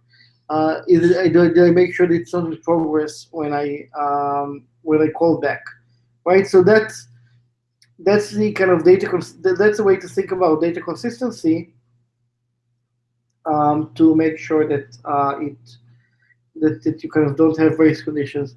So it is possible to have the equivalent of race conditions in Twisted, but there's a disciplined way to avoid them. So I guess this kind of caching thing kind of shows you basically a lot of like how to think about threads, which I'm not sure if this is the reason why I had it, but I'm glad I got a chance to talk about these issues. And well, I think that it's important to point out that the reason that .callback is also kind of a synchronization point, like a place where arbitrary code can happen. Inside that .callback, every coroutine that is waiting, that is paused in an await, that is waiting on that deferred, that .callback call will immediately run every one of them inside, like synchronously within that callback call. Every waiting coroutine will advance to the next await, where it needs to wait for the next thing. So that's why potentially arbitrary code can run. Anytime you do an await, you stop, and the entire world does whatever needs to happen until the result is ready. And every time you call callback, all of those awaits that are waiting on the specific thing that you're firing, all run until they're paused again by another await or a return or something. Yep. One technique to avoid that, by the way, is basically calling reactor.later epsilon d.callback, which I don't know if you have time to cover. Yeah, but there are like advanced techniques to kind of avoid that, which should probably be explained in some. You think we should put that we have? Yeah, we should probably put that in the next. Like, we maybe have one more small exercise, but it seems like caching should probably take people enough time. So, should we see if this still works? Yeah, let's see if this still works. And as you can see, negating 5 the first time takes a while. And if we reload, bam! The magic of caching. Oh yeah, and obviously we also saved a bunch of money, that we could have paid Calculate Solutions on. Overcharge, of course. I'm not complaining about existing SaaS products or anything. Anyway, if you want a chance to kind of do all my bugs all over again, you get a chance. Please try to avoid trying to be as over-engineer the sidewalls and avoid the in-progress cache. If someone asks you to multiply, you don't have the multiplication, just send another hit, and at the end, like, things will converge. Like, it's not that hard to write the conversion version, and we'll make sure that you have like about 10 different bugs less. So definitely, if you're trying to kind of be first here, have a first pass that doesn't try to over-engineer, and then maybe if you have time to over-engineer, feel free. So hopefully the exercise makes sense. Just let us know if there are any questions. I guess I'm going to guess this one will take 7 minutes. That's my bet. So You're starting to really kind of like finally calibrate your expectations. yeah, this one I'm less sure about. I'm going to put bigger error bars on it. Man, what point I think it was a good idea. But it's fun, right? It showed a lot of. Yeah, no, I think that we might want to focus a little more on that kind of like decision points. Yeah. I wonder if there's something we could introduce that would corrupt some data in the middle. One thing I had the idea is that like we can have like kind of a version of resolution that has occasional errors. Oh yeah, no, we should totally do. But like it's. Yeah, you got to make sure they're deterministic because you don't want. That's why I was afraid of that a bit. So I'm not really sure how to showcase that.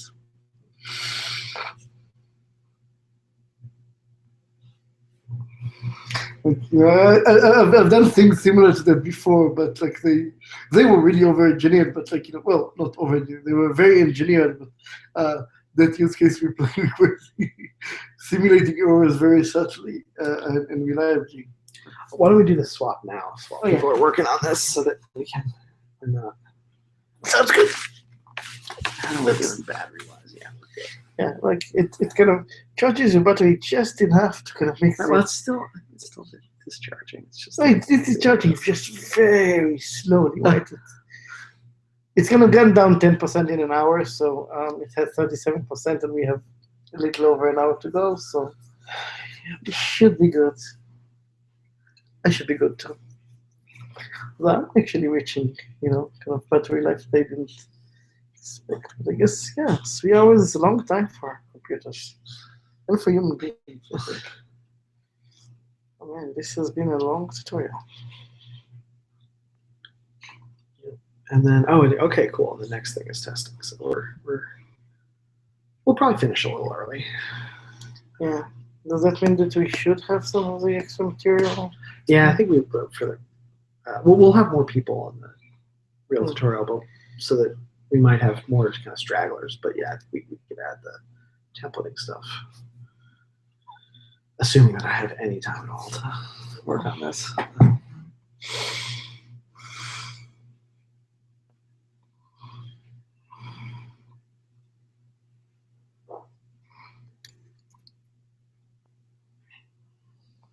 Man, I thought I tried to give hard exercises, but I guess.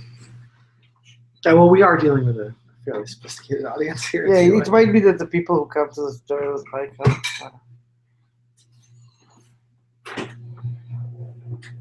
Yeah, and this one's definitely thrown for a loop. Yeah, caching is hard. I was like, man, caching is gonna be so easy and twisted. I should just show people how to do it. Oh, uh-oh.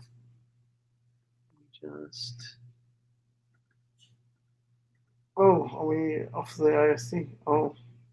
Oh, wow. Okay. Hey, we lost quite a few comments there. Sorry, guys. We have missed some of the IRC chat because we were disconnected and we didn't notice it. Our bad. Okay, don't wait for me at meetings. Twig, we just answers. Pretty good banter. Glad we're getting good ratings for that. Progress stuff by copy pasting. I did my cache commutative. Okay. Man, some people are really. Wow. So Tim, that sounds like really aggressive caching if you've already run your laptop. Oh no, that's I thought you were. Matisse is like kind of like I'm impressed, man. of the cache. Okay, you made the cache commutative. I like it. Certainly, Alright. like nice bonus points from this, from mathematician. Okay. I guess we'll. So if we're not blocking on Tim, we're. All right. Well then, I think we could probably move on. What was Mahmoud say other than like liking our banter? Oh, the non-vote for me anyway. Eduardo, did he say something? He said he was for me. He's eating. Okay. All right. Oh, we kind of like lose each person in like different pieces. Okay, but I guess so. Yeah, I think maybe we can move on unless people have. Does anyone have specific questions about the caching stuff? Because I feel like yeah. Okay, so we can move on to testing. We should just Yep. So be this carefully over calibrating on this group. Yeah, I do think we'll probably have a little more time with that. All right. So let's talk about testing. Which, of course, in our examples here, we didn't start with, but in any real project, you should always start with testing. Here we're going to luckily deal a little bit less with browsers, which means that things are going to be a little more deterministic.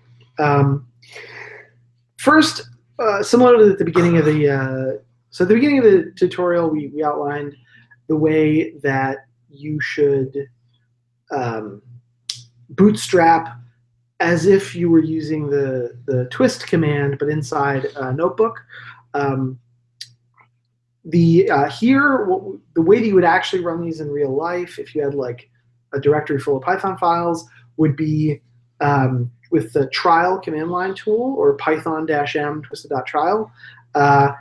In this case, though, we need something to like run inline in the notebook. So I make this little run test decorator, which, as you can see, is very simple, like just a couple of method calls. But these are slightly obscure classes that we're kind of pulling out of the guts of trial. So you don't necessarily need to do this part. However, you will need it so that we can run our tests and you can see the output. First, let's just do a basic unit test. We're not going to test anything asynchronous or do anything interesting. We're just going to make sure that 1 equals 2, which of course it does not. So we get a nice traceback that tells us that in our file here, IPython input 25, etc., it tests something. 1 is in fact not equal to 2, but that's why we pay calculate solutions, because they're good at the math.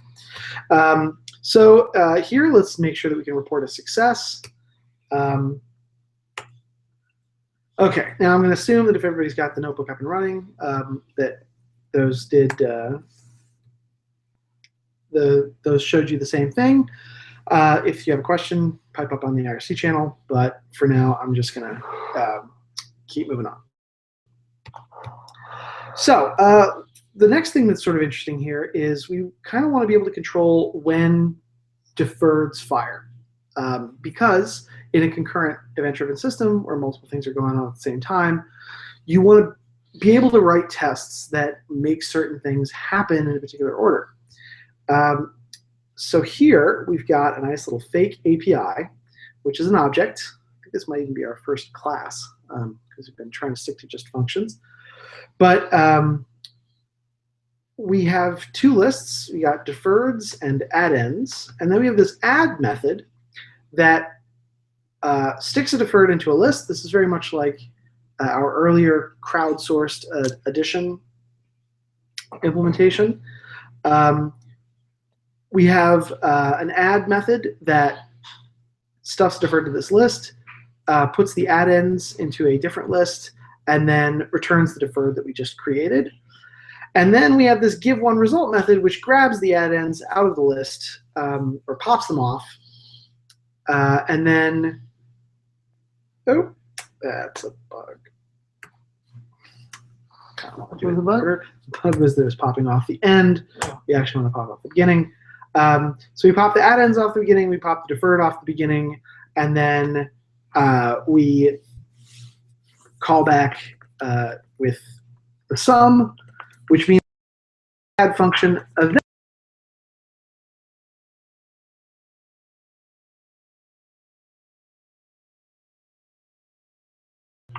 And then this, first we're going to call, so we make an async method that awaits the addition of 3 and 4 on our fake API object. Call it, then we ensure that it gives us a deferred, then we give it a result. Ensure deferred is important here because calling a coroutine never does anything. Typing. Sorry about that. Yeah, sorry, that's the massive amount of bugs we need to file against this.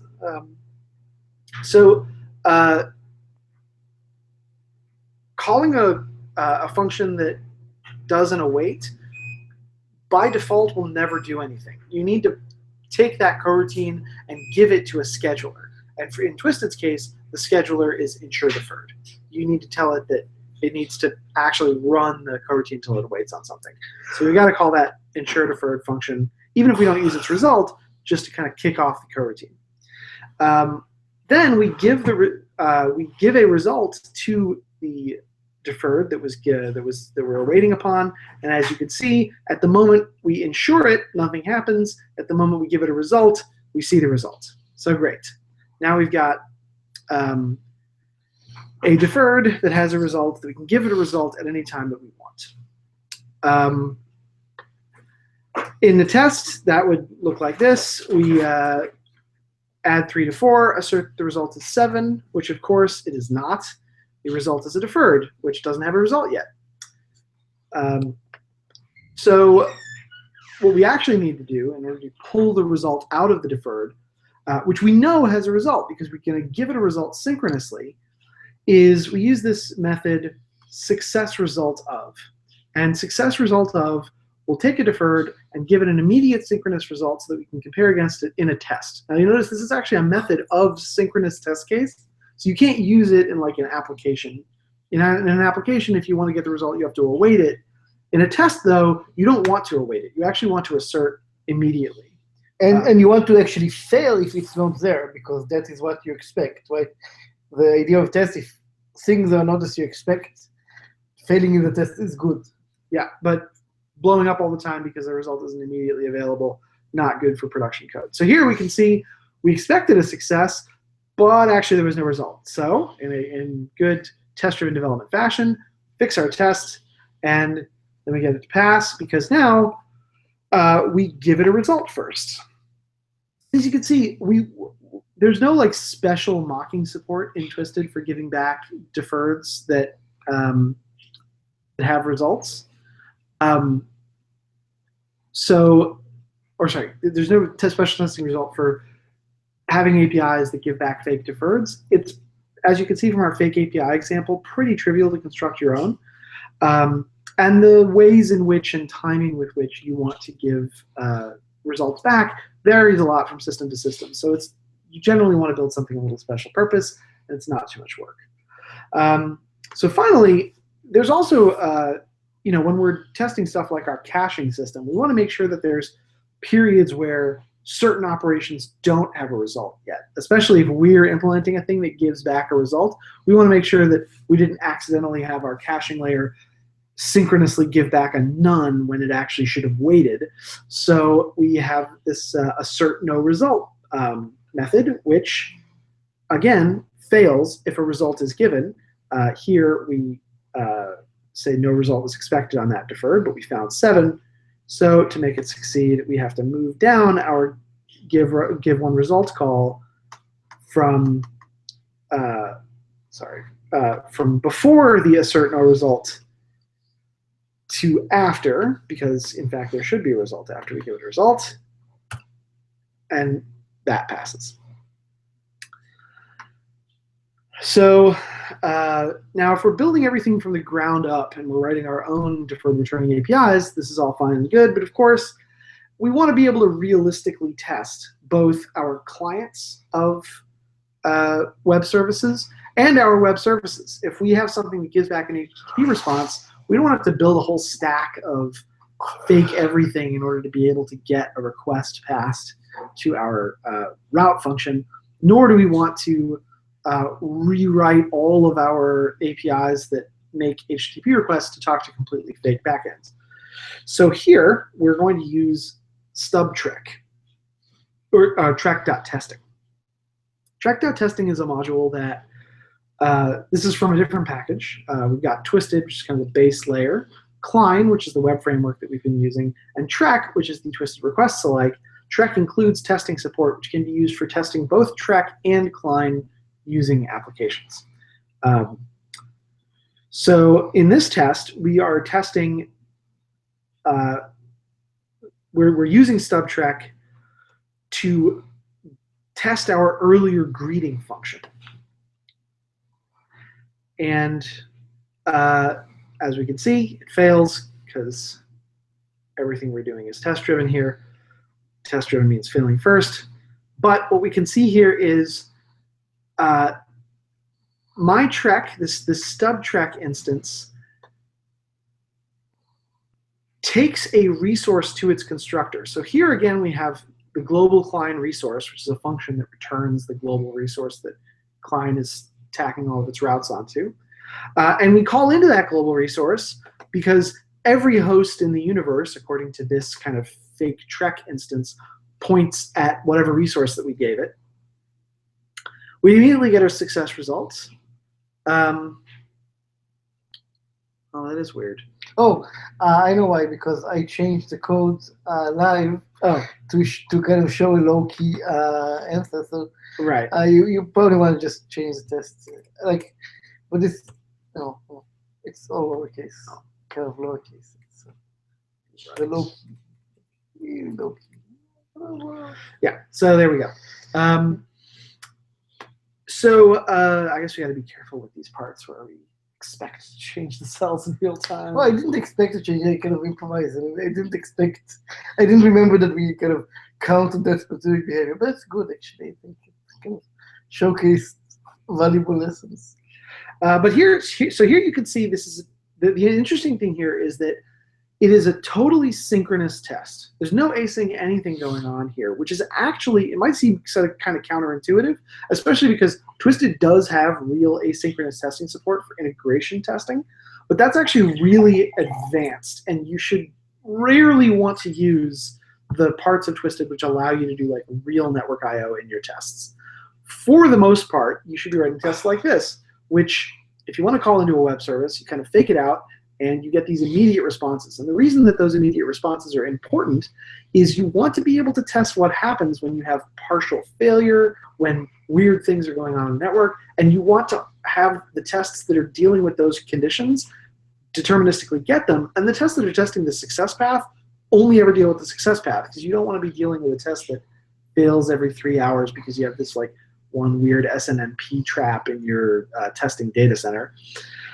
So, in order to show an API that kind of does multiple awaits, we're going to have a very simple arithmetical API here, which just quadruples a number. And as we know, the way that you quadruple something is you add it to itself, you add it to itself, you take the two addings of itself to itself, and you add those to themselves. And then you get, so that's how we multiply by 4. Here we can, this is to go back to Adorato's earlier question from the very beginning about what routes would look like if they're not on the global resource. Here we're importing the capital K Klein object from Klein, and this is kind of like the application object. Is it application class? Or is it It's It is an application. kind of similar to a blueprint in Flask, but Yeah, let's not get just into weird. it. So we have our quadruplex class. Notice, does not have to inherit from anything special. It's just an object, which takes an API. So this API has the same shape as our fake API that we were using before. It's just got an add method. And then at the class level, we make this an instance of this router object, and we call router.route, which is just like the global route that we've been using all along. This route we're going to do /quadruple /some int x. And here we have our method take self end of request into x. Because it's a method, it gets a self.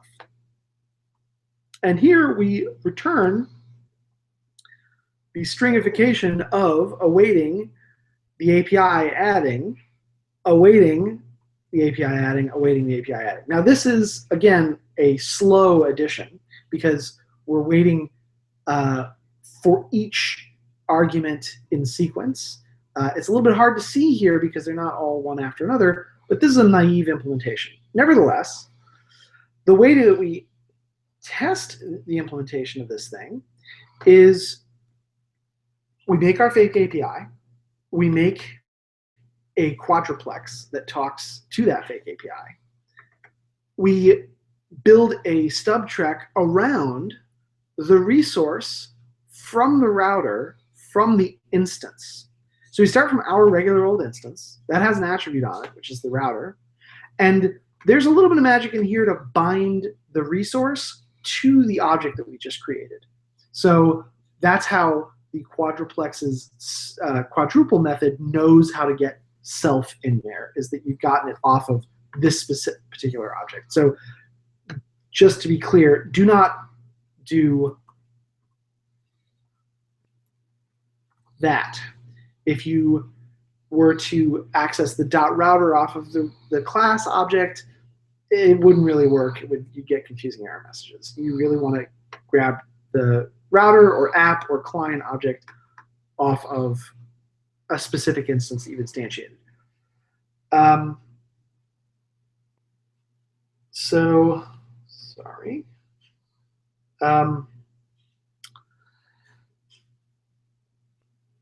Once we've constructed our stub track, now we can use it just like a regular track, which is to say it's got get, post, delete methods on it. And immediately, there will be no results because it's asked its backend for 3 separate API responses. There's the first add, the second add, the third add. And in sequence, we give it the addition of x to x, the second addition of x to x, and the addition of those 2 results one after another. Finally, we assert that it has a success result. The response code is 200, and then we look for 16, which is the quadrupling of 4. And that fails, of course, because at this point, since it's an asynchronous flow, actually, can you take over, Moshe? I don't know who this is. Oh, yeah. Sure. Let me just turn around. Okay. Yes. So. Right. So where are we getting the failure? We're getting the failure success results here.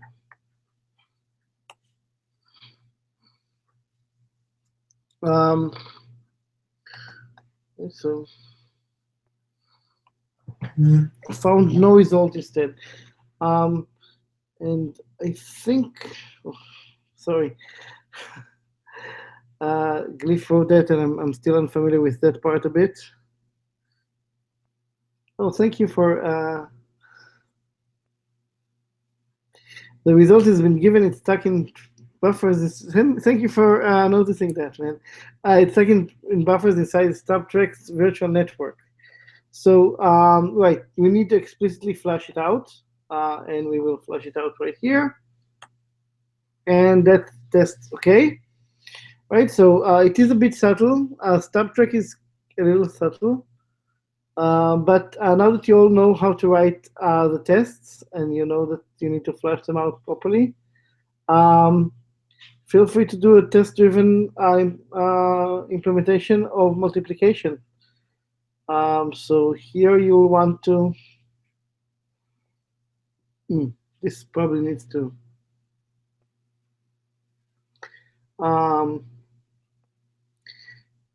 and what you probably want to do here is explicitly get like a track-like object as well, so that in real life, obviously, this will give you the real track, but here you will get the but in the test you'll have a stub track.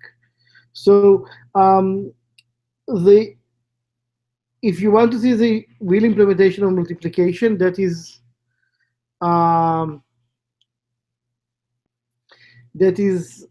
up, way up. We have like an implementation of wrapping the multiply.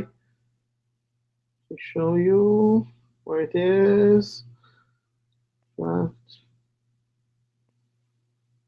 So basically, a real implementation of multiply is pretty much this code, but you want to use a track that's passed in so that you can fake it out, hard code some easy multiplications, or at least multiplications that you already know what the result should be, and then write the tests. So I'll just let you write. I guess testing exercises, this is the first of them. I guess also the last of them. So I do not have really good calibration. So let's give it 10 minutes and see how it goes. Oh, sorry. Yeah. Thank you for everybody who helped me kind of take over Glyph. This was not a portion I was really prepared on. I will not be taking phone calls during the actual. I hope so. Sorry That about week, that. your wife will hopefully be on site. So. Yeah, that was it was.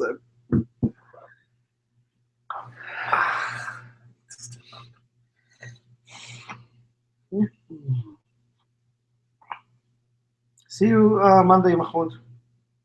All right, so cool. Let's make sure that we're still on IRC. Just need to stand my backwards from slowly sitting.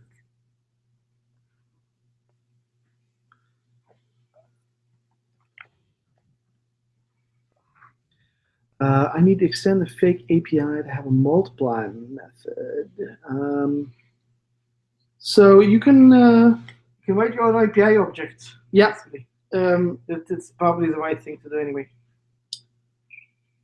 And so you could do that, or you can always implement addition or multiplication in terms of addition. That is possible, I believe.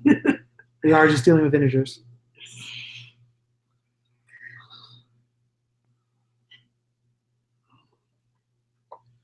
All right, so we're coming in a little bit under the. We didn't do any breaks, so we're not. We shouldn't have that much. I don't remember how long the break is. It's like 15 minutes. Okay. So if they come in, if we finish this exercise, like maybe we'll have another 15 minutes, which is mostly for Q&A anyway. Yeah. Right, Okay, so we probably want to spend like. We said, how big are the classes? Do you know? You've given a term more recently than I have. They're generally like 20-ish? Between like 10 and 40. Oh, that's the range. I don't think we're gonna. Well, they'll tell us ahead of time. Okay. You know. That many people probably, even if you answer one question for each person. Yeah. We do probably want to go through the resources and explain about them. So. And I guess we have plenty of fixes to make to the. God. It's good that we have tested it out, man. Yeah, no, this was It would have been scary to fix everything. And I'm really glad we got a nice small group to give it a try. Yeah. You expected something really big. I don't know what to expect, man. Sometimes I say stuff on Twitter and like one dude shows up, and sometimes I say something like 150 people show up. I just don't know how to calibrate. Maybe I should have stressed that this was a $1,500 value. It's always weird, right? Like, value is such a weird. But yes, some people supposedly will trade quite a few hundreds of dollars for this. Well, how much it costs to go to tutorial? I think 1,500. I think it's 100. I think it's $1,500 for as many tutorials as you want. Oh, really? Isn't it just like a higher price for the ticket and then?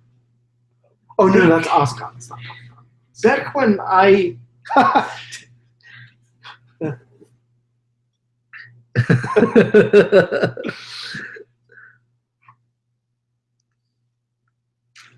cool.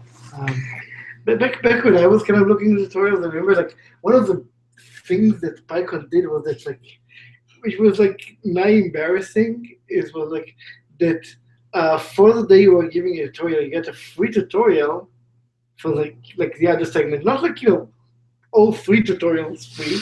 No, like the other tutorial the same day was free. Wait, what? So if you give a tutorial, you give it like either in the morning session or the afternoon session, whichever session you're not giving, you can attend a free tutorial that day.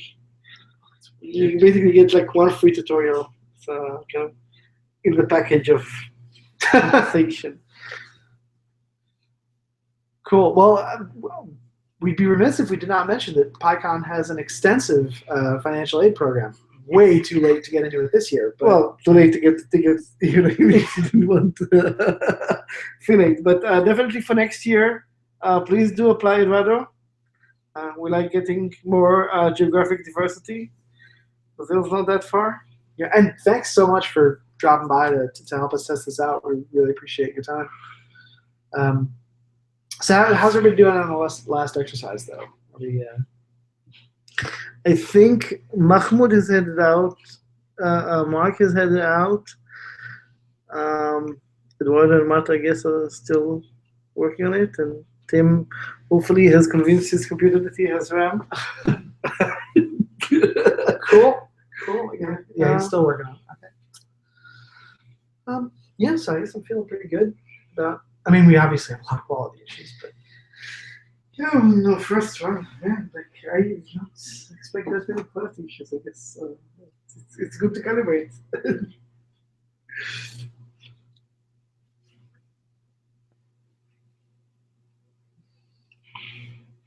This has been my first webinar. yeah, this is definitely like I've never done one, but I've definitely attended a few webinars. This is the most chilled out webinar that I've ever. Well, it's also like we're not trying to like sell like oh, by the way, if you want like Calculate Solution has a great deal for you. This would have been like the authentic webinar experience, right? Like where we kind of like show the pricing page for Calculate Solutions and explain why you should really go for like the premium tier. Yeah. Where you get like a custom Calculate Solution support person on staff to answer questions. Yep. Yeah, like one of the tickets I opened was to have a Calculate Solutions landing page. Oh yeah, it's not up yet.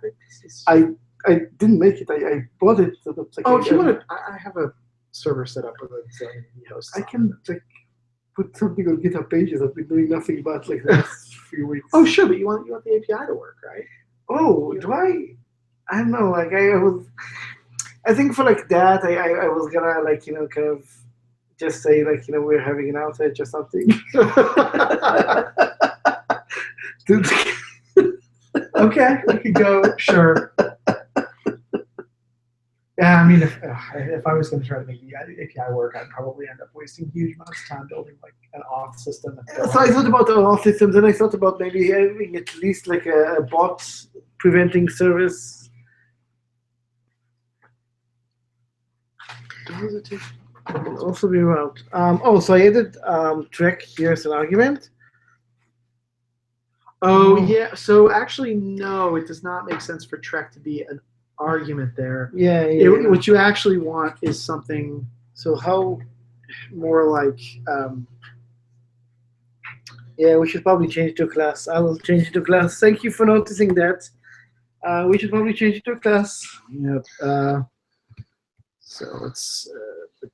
And And the init can take like a track object or something. browser. Okay, I'll open the issue. Thanks, thanks Tim for noticing that. That was kind of a bit of a last minute improvisation.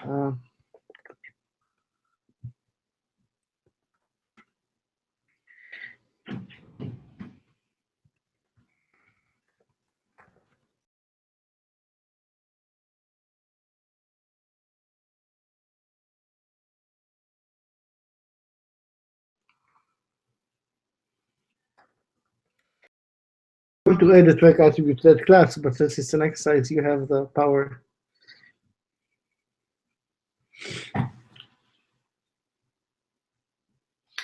Yeah. So I think what we should do with solutions to the exercises is, yeah, base 64 them, and then like have like a function that does eval base 64. So you can use the solutions, but and you can see them, but only if you explicitly open them. Did we should make an issue for that too. Okay, new issue.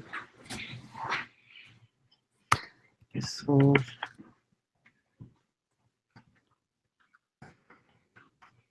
I think I. oh, you didn't have that? Yeah, it's you look in the issues list. Key issue.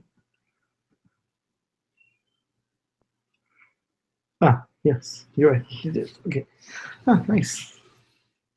So only 25 issues open. And we have like that's like almost a month to work with that. I had to write a talk in there somewhere, man. Oh man, you. Oh god. No, at least my talk is. The talk is actually related to this. The Trek testing stuff overlaps quite a bit. So. What did you talk about? Realistic testing for impossible bugs. Oh. Do I care about my classes inheriting? No, you don't care about your classes inheriting from object in the Py3K only code base. Yeah. We are just so used to writing 2-3 compatible code. Yeah, It's very hard to stop. My editor literally, like, when I hit space after the word class, inserts object in parentheses. Well, at least for you it's easy because you just have to modify your editor. I have to modify like my fingers. I've been doing that for like 10 years, man. Like that's how I know how to write code.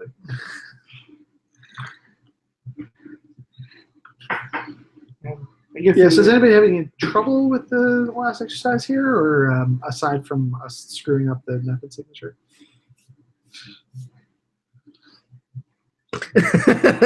Yeah, his editor verifies everyone if it's any consolation to him. She has modded Emacs into a semblance of an editor. It's actually useful. Yeah, it's. I have some screencasts. Really? Yeah.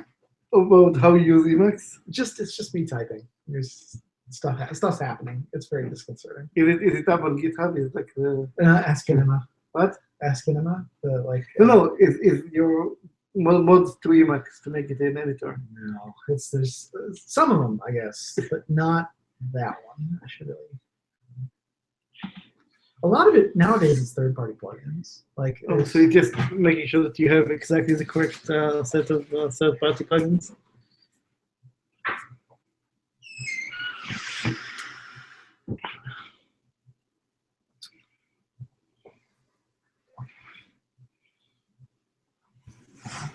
no, yeah.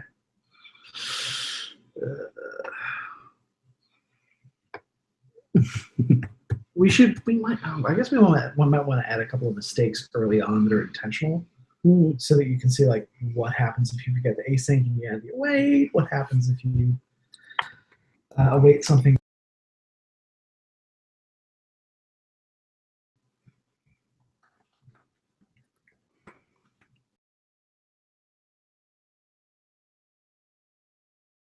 await a future.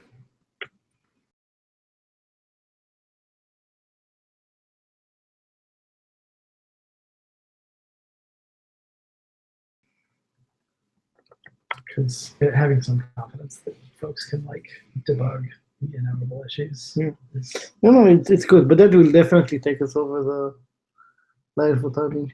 I think, yeah, I guess. This is like 10 minutes easy, dude. Yeah, man, so much. There's a lot of content here. It's a lot of, There's, stuff we have kind of figured out by trying and error over like the last 15 years, trying to shove all of that down people's throats into the others.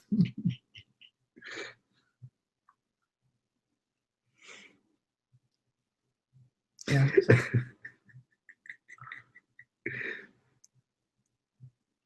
Oh, we get a new New person. participant right at the end. Hi, we are working on an exercise for the person who's just joined.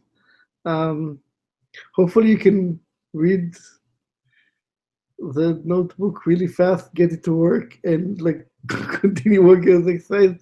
But in the more realistic case that you have not managed, you're probably gonna.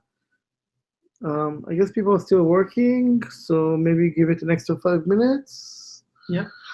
And then we'll probably start wrapping things up. Because I do want to get to like covering the more resources and still getting some sleep tonight.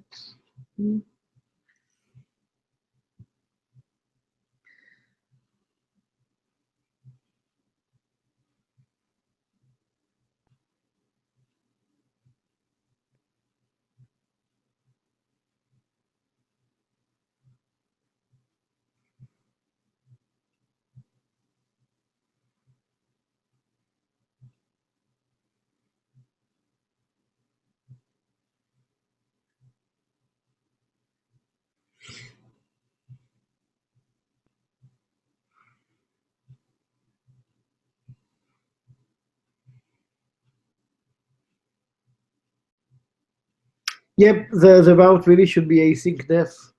Yeah, I did. Yeah, Glyph fixed it in our presented notebook, but you probably want to repeat the fix in your local one.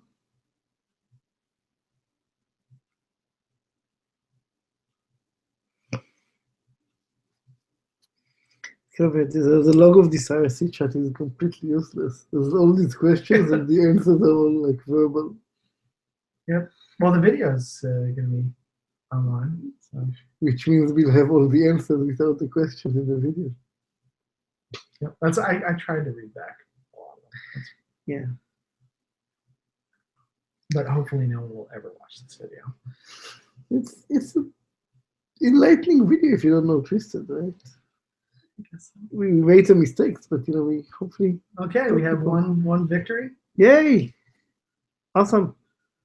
We're gonna wait, I guess, another couple of minutes to see if we can get more victories, but then.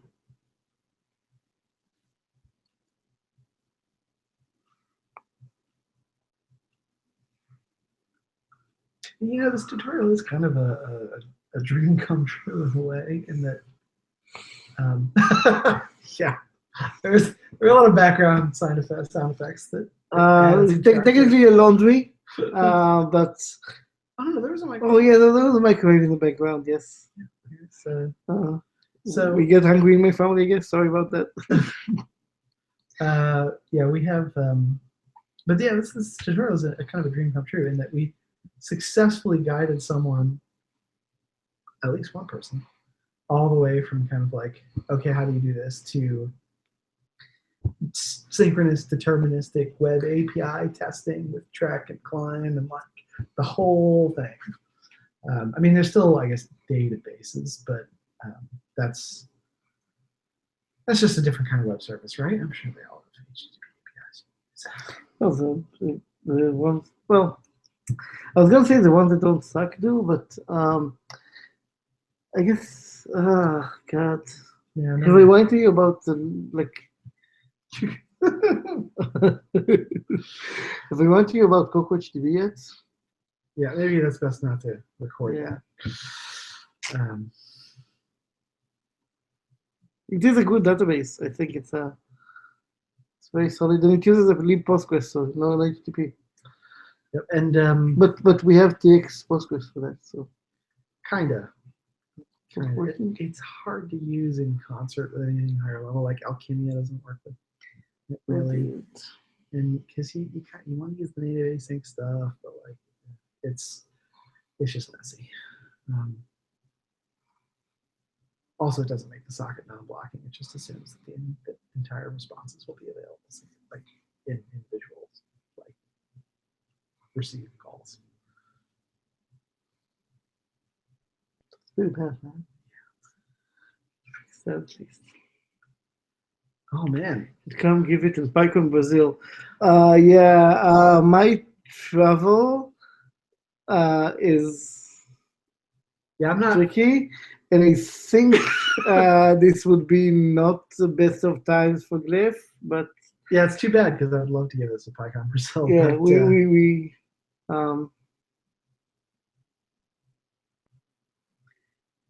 yeah, we if it was possible for me to travel in October, I would. But next year I might definitely have some time. we'll see. Maybe if oh man, next year the PyCon is in Ohio. Right, Cleveland. I don't mind. Ohio is nice, but far away. Yeah. Okay, so I think we're, but yeah, definitely we will put Brazil on our agenda to try and fly down and talk to people about that. Ohio is a swing state.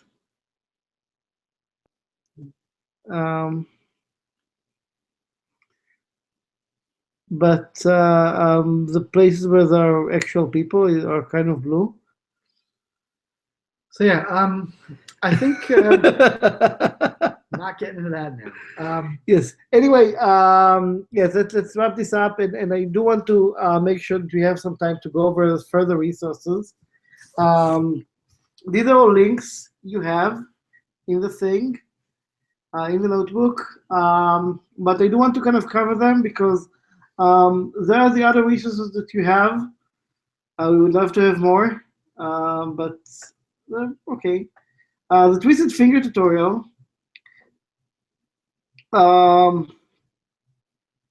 Keep going, Tim. Yeah, keep going. This is mostly like a review of links. Mostly shows its age, not in that it doesn't work. It works great. It's pretty current. The only challenge here is that a lot of it teaches people how to implement protocols. Because I guess back in 2005, we thought that people care about protocols and not HTTP. But if you do end up caring about protocols not HTTP, or the more realistic case is you use WebSockets, which makes you kind of invent some ad hoc JSON-based protocol, some of these parts might be useful. And they're useful because it's kind of a good way to think about Twisted. The Twisted book. Certainly, I can say that the second edition, with Jessica McCullough, is a reasonable book about Twisted. It is slightly outdated, but mostly, again, good information and definitely a solid introduction to Twisted. It's a good coverage of the fundamentals too. The parts that are there are definitely big parts that are pretty badly outdated, but they will not damage your understanding of how Twisted works as a whole. They just and the fundamentals are probably pretty timeless. JP wrote a long series called Twisted Web in 60 Seconds, originally on his blog, but luckily now hosts on something more decent than JP's blog. that I think has undergone some movement. So this way I have a solid place to point people at. It is just great. It will talk you through all the low-level parts of HTTP with Twisted. The high-level parts, like, honestly, if you're writing a high-level web application, you should use Klein. But if you're kind of using the low-level parts, like, you might want to, figure out how to wire a resource to serve images in one side and WSGI in one side, and then also serve some Klein. You should do that correctly. Like, you can torture Twisted HTTP pretty bad, is what I'm saying, and this will tell you how. Well, and actually, one thing that's worth noting here is that in kind of traditional web applications, you've got this very sharp division between the web server and then the web framework. And in fact, there's often even multiple layers where you have the web server and then the application container, like Gunnicorn or UWSGI, which isn't a real web server. It's just a thing for running WSGI apps. And then you got the framework like Django or Pyramid. In Twisted, it's actually much more like a continuum where there are lots and lots of very thin layers between sockets and your web app, and every one of them is something that you can kind of plug into at your application layer. So it's, even if you're going to write a Klein web application, it's really useful to go through the Twisted Web in 60 Seconds series, even if you're not going to handle like that stuff yourself, because it's effectively teaching you the Twisted Web server configuration language. You can probably answer that question. So does Klein talk with Autobahn? So personally, I've never run Autobahn myself. But my understanding is that Autobahn exposes an API where it can either give you a listening port or it can give you a resource. So you can just plug like a Autobahn into a route on Klein, or vice versa. You might have to like give Autobahn a resource to delegate to when it's not speaking WebSockets. But it is definitely possible. There is, you can definitely put an Autobahn server and a Klein app into the same process.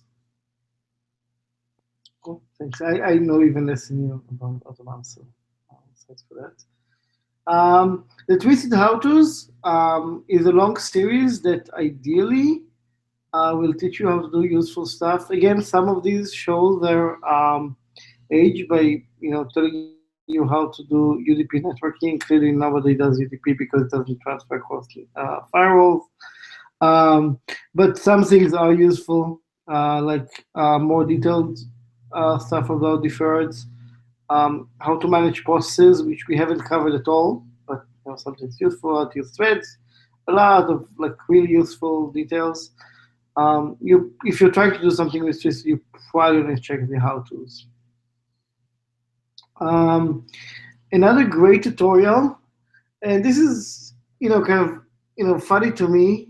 I guess this tutorial I kind of mostly pushed Glyph into using slow math as a way to explain stuff. Slow things are a really useful way to explain things. I guess if you come from like a more liberal arts background and a kind of I love calculus background, then you start with slow poetry. Do you remember his real name? Dave Petikolas. I guess he is a big poetry fan. Anyway, he wrote a really, really great introduction, but with poetry instead of math as a slow thing. I highly recommend it. It is really good to read because it explains not just like the mechanics of Twisted, but a lot of the logic and like how to think about asynchronous programming in general. It's a good, solid several sections. And then I guess, in the spirit of, in general, webinars, we need some self-plug. So I don't know if it's the best self-plug, like as far as webinars go, but I did write a Twisted tutorial that's about 23 pages long in 2009. Deferreds haven't changed all that much. Now we have awaitables, which are kind of a layer on top of deferred sometimes, but understanding the basics of deferreds will probably not serve you badly. This is hopefully a reasonable, good introduction. It was from when I had good enough technology to have a tutorial that was a presentation, and the handouts were really good, both of them. Mostly I got bad feedback on the tutorial because they told me, well, everything from the tutorial I could have just read in the thing. So I probably should have made my handouts slightly worse. But I guess you guys are the beneficiaries of that. That like the handouts apparently were useful to someone as a whole tutorial about just deferred. Like I did not talk about anything about any async ideas. I did not talk about any. I also have, by the way, like like the whole flow multiplication thing. Apparently, it's my thing. But you guys are used to that. You've just said some 3 hours of me talking about how to imagine that multiplication can be slow. So you're pretty good at imagining that, and like a lot of like kind of the innards of deferred and useful stuff like that. So hopefully that's also something that will come in useful. So I guess this is it for the stuff we have to talk about. So we have some time for Q&A.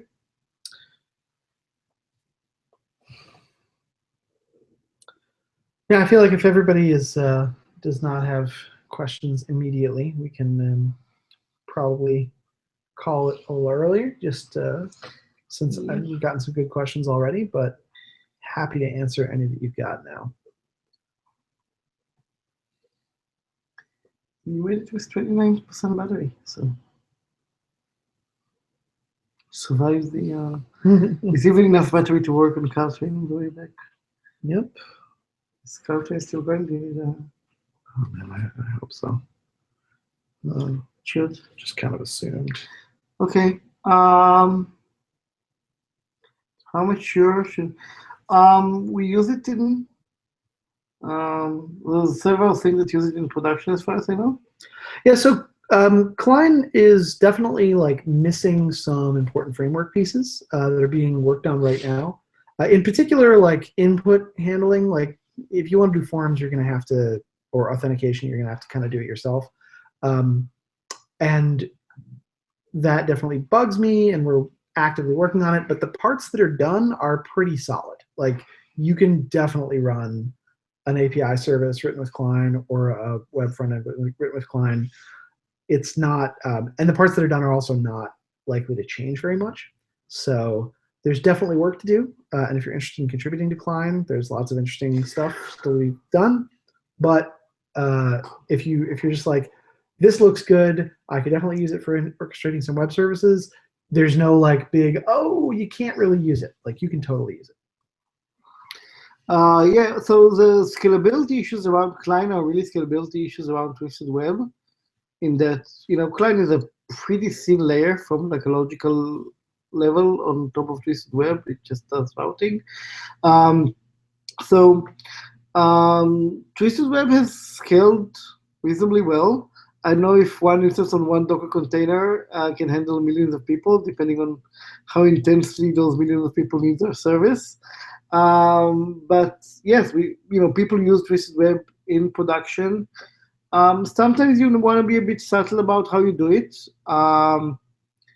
because it is single process, right? So you probably want like an explicit multiprocessing to actually utilize more than one core in your AWS instance, assuming you're not running on T2 micro and hoping that you'll serve millions of people. So you might want some layers there. But yeah, you can definitely do that. Yeah, and nowadays the probably the best practices for scaling Twisted are just run on single core VMs and use a lot of them. Like have a load balancer that sits in front of all of them. If you want to do multi-core, if you do bare metal, right, then you probably want the same as these Docker containers. Right. So if you're doing bare metal, then you're going to absolutely want to scale Twisted onto multiple cores, which involves a little bit of custom stuff these days. You want to take this thing about testing? So as far as py.test, py.test can run unit tests, as I understand it. all of the stuff that we showed today in terms of success result of, failure result of, that stuff, like synchronous test case, is totally boring. Like you could re-implement it all. Now that you know that it's what you want to have a success result of, you can implement it yourself fairly easily. And you don't have to, because you just use py.test and then write your tests as if trial were running them. The thing that's a little bit tricky sometimes to integrate with py.test, and I think they actually have their own system for this, is doing real network I/O with Twisted during a unit test. I don't remember if py.test actually has that or not. But So I keep feeling like we could probably do away with trial if we wrote like the right PyTest plugin that would kind of properly wait for deferred if the test return deferred and other thing.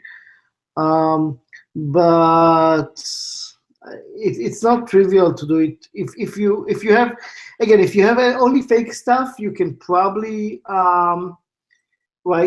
use PyTest. If you want like some of the nicer things about trial, that it can do like real network and kind of so integrate well with the reactor, that probably is not something PyTest would do. Yeah, I would. Yes, exactly what you said is correct. Yeah, and so if you want to return defers from tests, just use trial. It's unless you really unless your goal in life is to contribute a PyTest plugin that will do that, right? Versus writing tests, which is obviously important thing. But if you want to contribute to PyTest, I'm definitely not going to discourage you, but then that should be your goal. Yeah, and one of the reasons that is not particularly well supported in PyTest or any other test framework is that test frameworks want to call into Twisted with public APIs and say, like, we want to do testing, we're a test framework, how do we do that? The problem is everything that you want to do in a test framework to sort of bootstrap the Twisted reactor in a way which is friendly towards testing is exactly backwards of how you should use it in a real application. So we kind of bundled that stuff up as private APIs inside trial, and no test tool has yet kind of tried to work with us to come up with something. Like Nose built something by just like hacking up the guts of Twisted's internals, kind of somewhat incorrectly.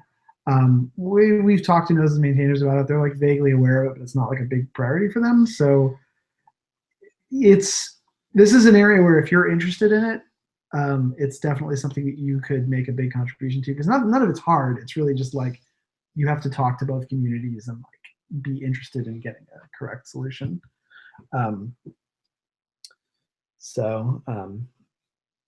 Anyway, I think that we're just about out of time. Thank you all guys for attending. That was a pleasure. Yeah, we really appreciate all of your questions and all of your feedback and the 50 bugs, 25 bugs that we filed as a result.